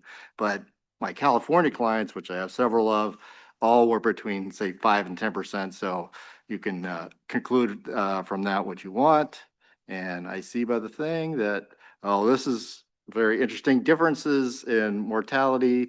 I will just mention that my daughter's a teacher. You think about mortality improvement, she's younger than me, so she's going to live longer than that. She's also a teacher. She's a female. All those things that make her live longer. So I'm happy to know that she's going to live longer than me. And then the graph there. Yep. Can I go for one more minute? Good. The graph there shows life expectancies by state, kind of interesting. You see California is dark blue. Those are the longer life expectancies. I think California is ranked 3rd among all the states. Hawaii is number 1. And, oh, here we're at the end. So bringing it to the conclusion, Craig talked about this. We have techniques, and the assumptions, and we want to we true them up every few years. We're trying to get the best assumptions to kind of budget things going forward. Actuary is the thing that, one thing we hope we can have a little bit of control of is things are going to go up and down, but maybe we can help smooth things out a little bit. And going back to what Mr. Abel said, early on, he talked about the relationship. You got, you all here working and trying to get your best investment returns. And then that's got to translate into contribution rates, which is our job. So it kind of goes through us. So our goal is to try to get those contribution rates smooth. As you know, your members aren't happy when things go up, and obviously the plan sponsor isn't, but they're going to go up and down, but we're trying to keep that at a minimum. And I think what you've really seen is like successful over the last 5 years, your rates have been pretty stable in that graph Craig showed a while back. So you've had pretty good stability, and that is a lot what you and your predecessors have done on the assumptions and methods that you have adopted with the new funding policy, the asset smoothing, that helps smooth things out. So we think things have been pretty successful. And inclusion, we look forward to talking to you in October. Excellent. Does anybody have any questions? Awesome. Thank you so much, you guys. Really appreciate your time and putting it all together.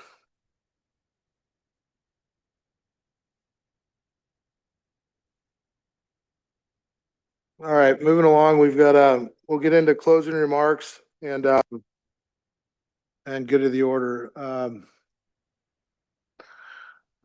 Mr. Grable, do you have any, would you like to? Sure. I'm sensitive to time. Thank you, Mr. Chair. Just a couple of thoughts. Or first, thank you to everyone. I think that this is a valuable day and a half. And I know from a staff perspective, we appreciate the ability to kind of step back and look forward at the same time and have conversations with the boards that are structured, as well as all the unstructured conversations that happen, on the breaks. I think that that's really valuable. I think a couple of themes emerged to me. One is clarity of direction. We have well-defined strategy that gives us confidence, but that confidence is grounded in humility. And I think that humility is what really makes us really good at what we do. We're adaptable. We can adjust to things while staying true to our mission.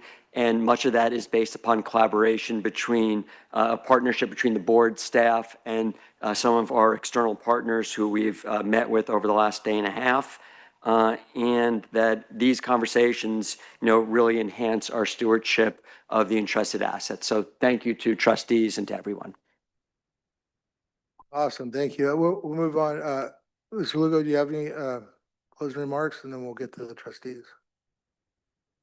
No, just general comment, well stated by Mr. Grable, and I just want to say, from a leadership perspective, I think looking at the talent of the investment team, that's one of the big highlights for me in terms of the collaboration and more of the delegation to the team and taking ownership and accountability for the area of responsibilities they have. So Dale, thank you for coordinating. And I think just collectively, the leadership team with John and Jude and the staff in general. So really, really impressive overall. Thank you.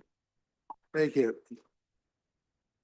And we'll just go, we'll go clockwise here, starting at the end. JP, do you have any? I really enjoyed the offsite. There's a lot of really good information. I know those of us on the board of retirement aren't made aware of all this stuff all the time to the degree we would like to be, not through any fault of the staff. It's just, we don't go to all the meetings that you all do. And so I really appreciate this opportunity to get some education and all the hard work that went into this. I know an awful lot of people behind the scenes did an awful lot of hard work to bring it all together, and I really appreciate all their efforts.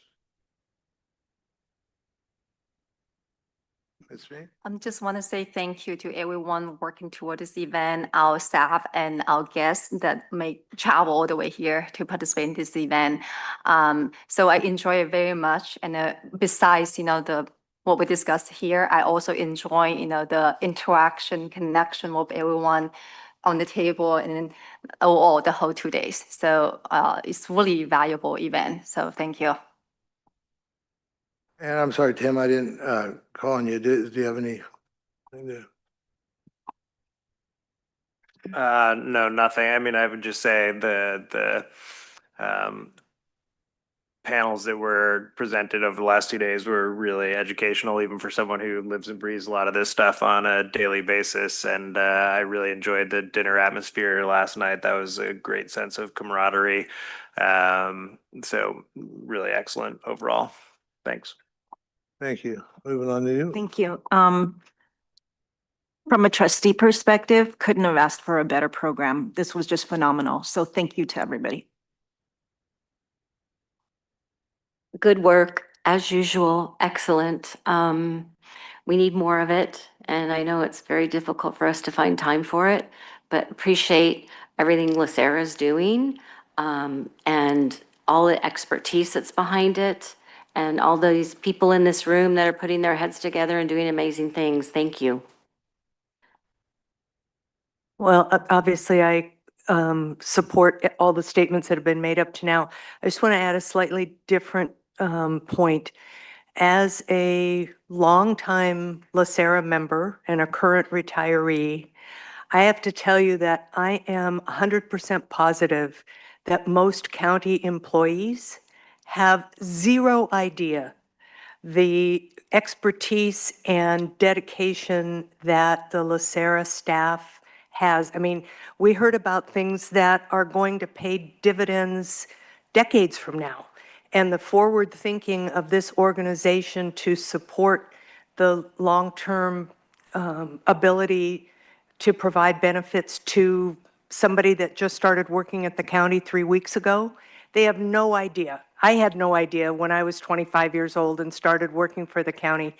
I wish there was a way for the regular folks who benefit from all of this tremendous work and talent and knowledge to have a better appreciation of that depth of that.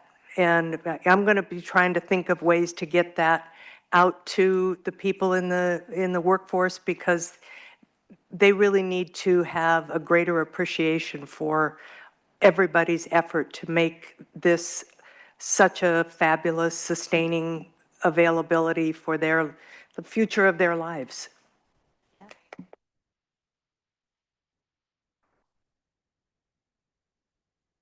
Many thanks to the staff and everyone who put the program together. Excellent. I couldn't say it better than what's already been said. And as looking forward, I cannot wait for retirement now. So thank you. I echo everybody's comments. It's a really great program. I only was able to join in person today, but I was very happy to listen online. It's streamed online, so we need to tell our members and our retirees if they want to learn some more, they can go online and watch it on YouTube. Great, you solved my problem.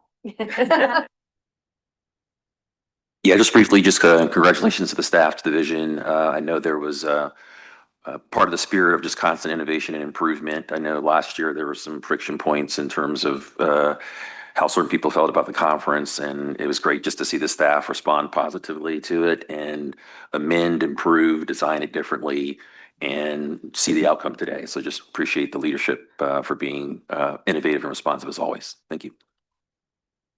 And any staff over there on that side of the house have anything for good of the order? No? No? Mr. Rice, do you have a? No, nothing. It was a great conference. Thank you. Awesome. Bache, you got any? Yes. I'm going to remember that one. Yeah, No, yes. it's just gratifying to hear that the conference is well received. So thank you. All right, well, I'll close. I'll try and be succinct. I appreciate these things so much. There's so much to take away from it. And, but between the efforts of staff and the selection of presenters and whatnot, I mean, it's just, there's a lot of effort that goes into it. And talking with Steve, one of the things I wanted to point out, really delivering information on very complex things, in a way that's digestible. I appreciate it. I mean, as trustees, we have to know a lot or little about a lot, right, to make accurate and informed decisions. Where you guys are the subject matter experts. I don't want to use the word SME. I hate that word actually, but the SME. But this, inconsistent with all the other offsites, on both boards, again, it's not unique, the delivery, because you guys do it every time and consistently produce this stuff. But I just want to say thanks for everybody's effort and, all the things that were said. I think that getting this information out to, instill confidence, I think like Bobby said, and some of the people, educating people to be involved with it. And I think that would be something maybe, for our media to outreach and continue that. I know it's been going on, but yeah, I think it's just another great offsite, And I'm sorry I missed the dinner and I'm sorry I missed the swan race, but look forward at the next venue. So that's it. Thank you, guys.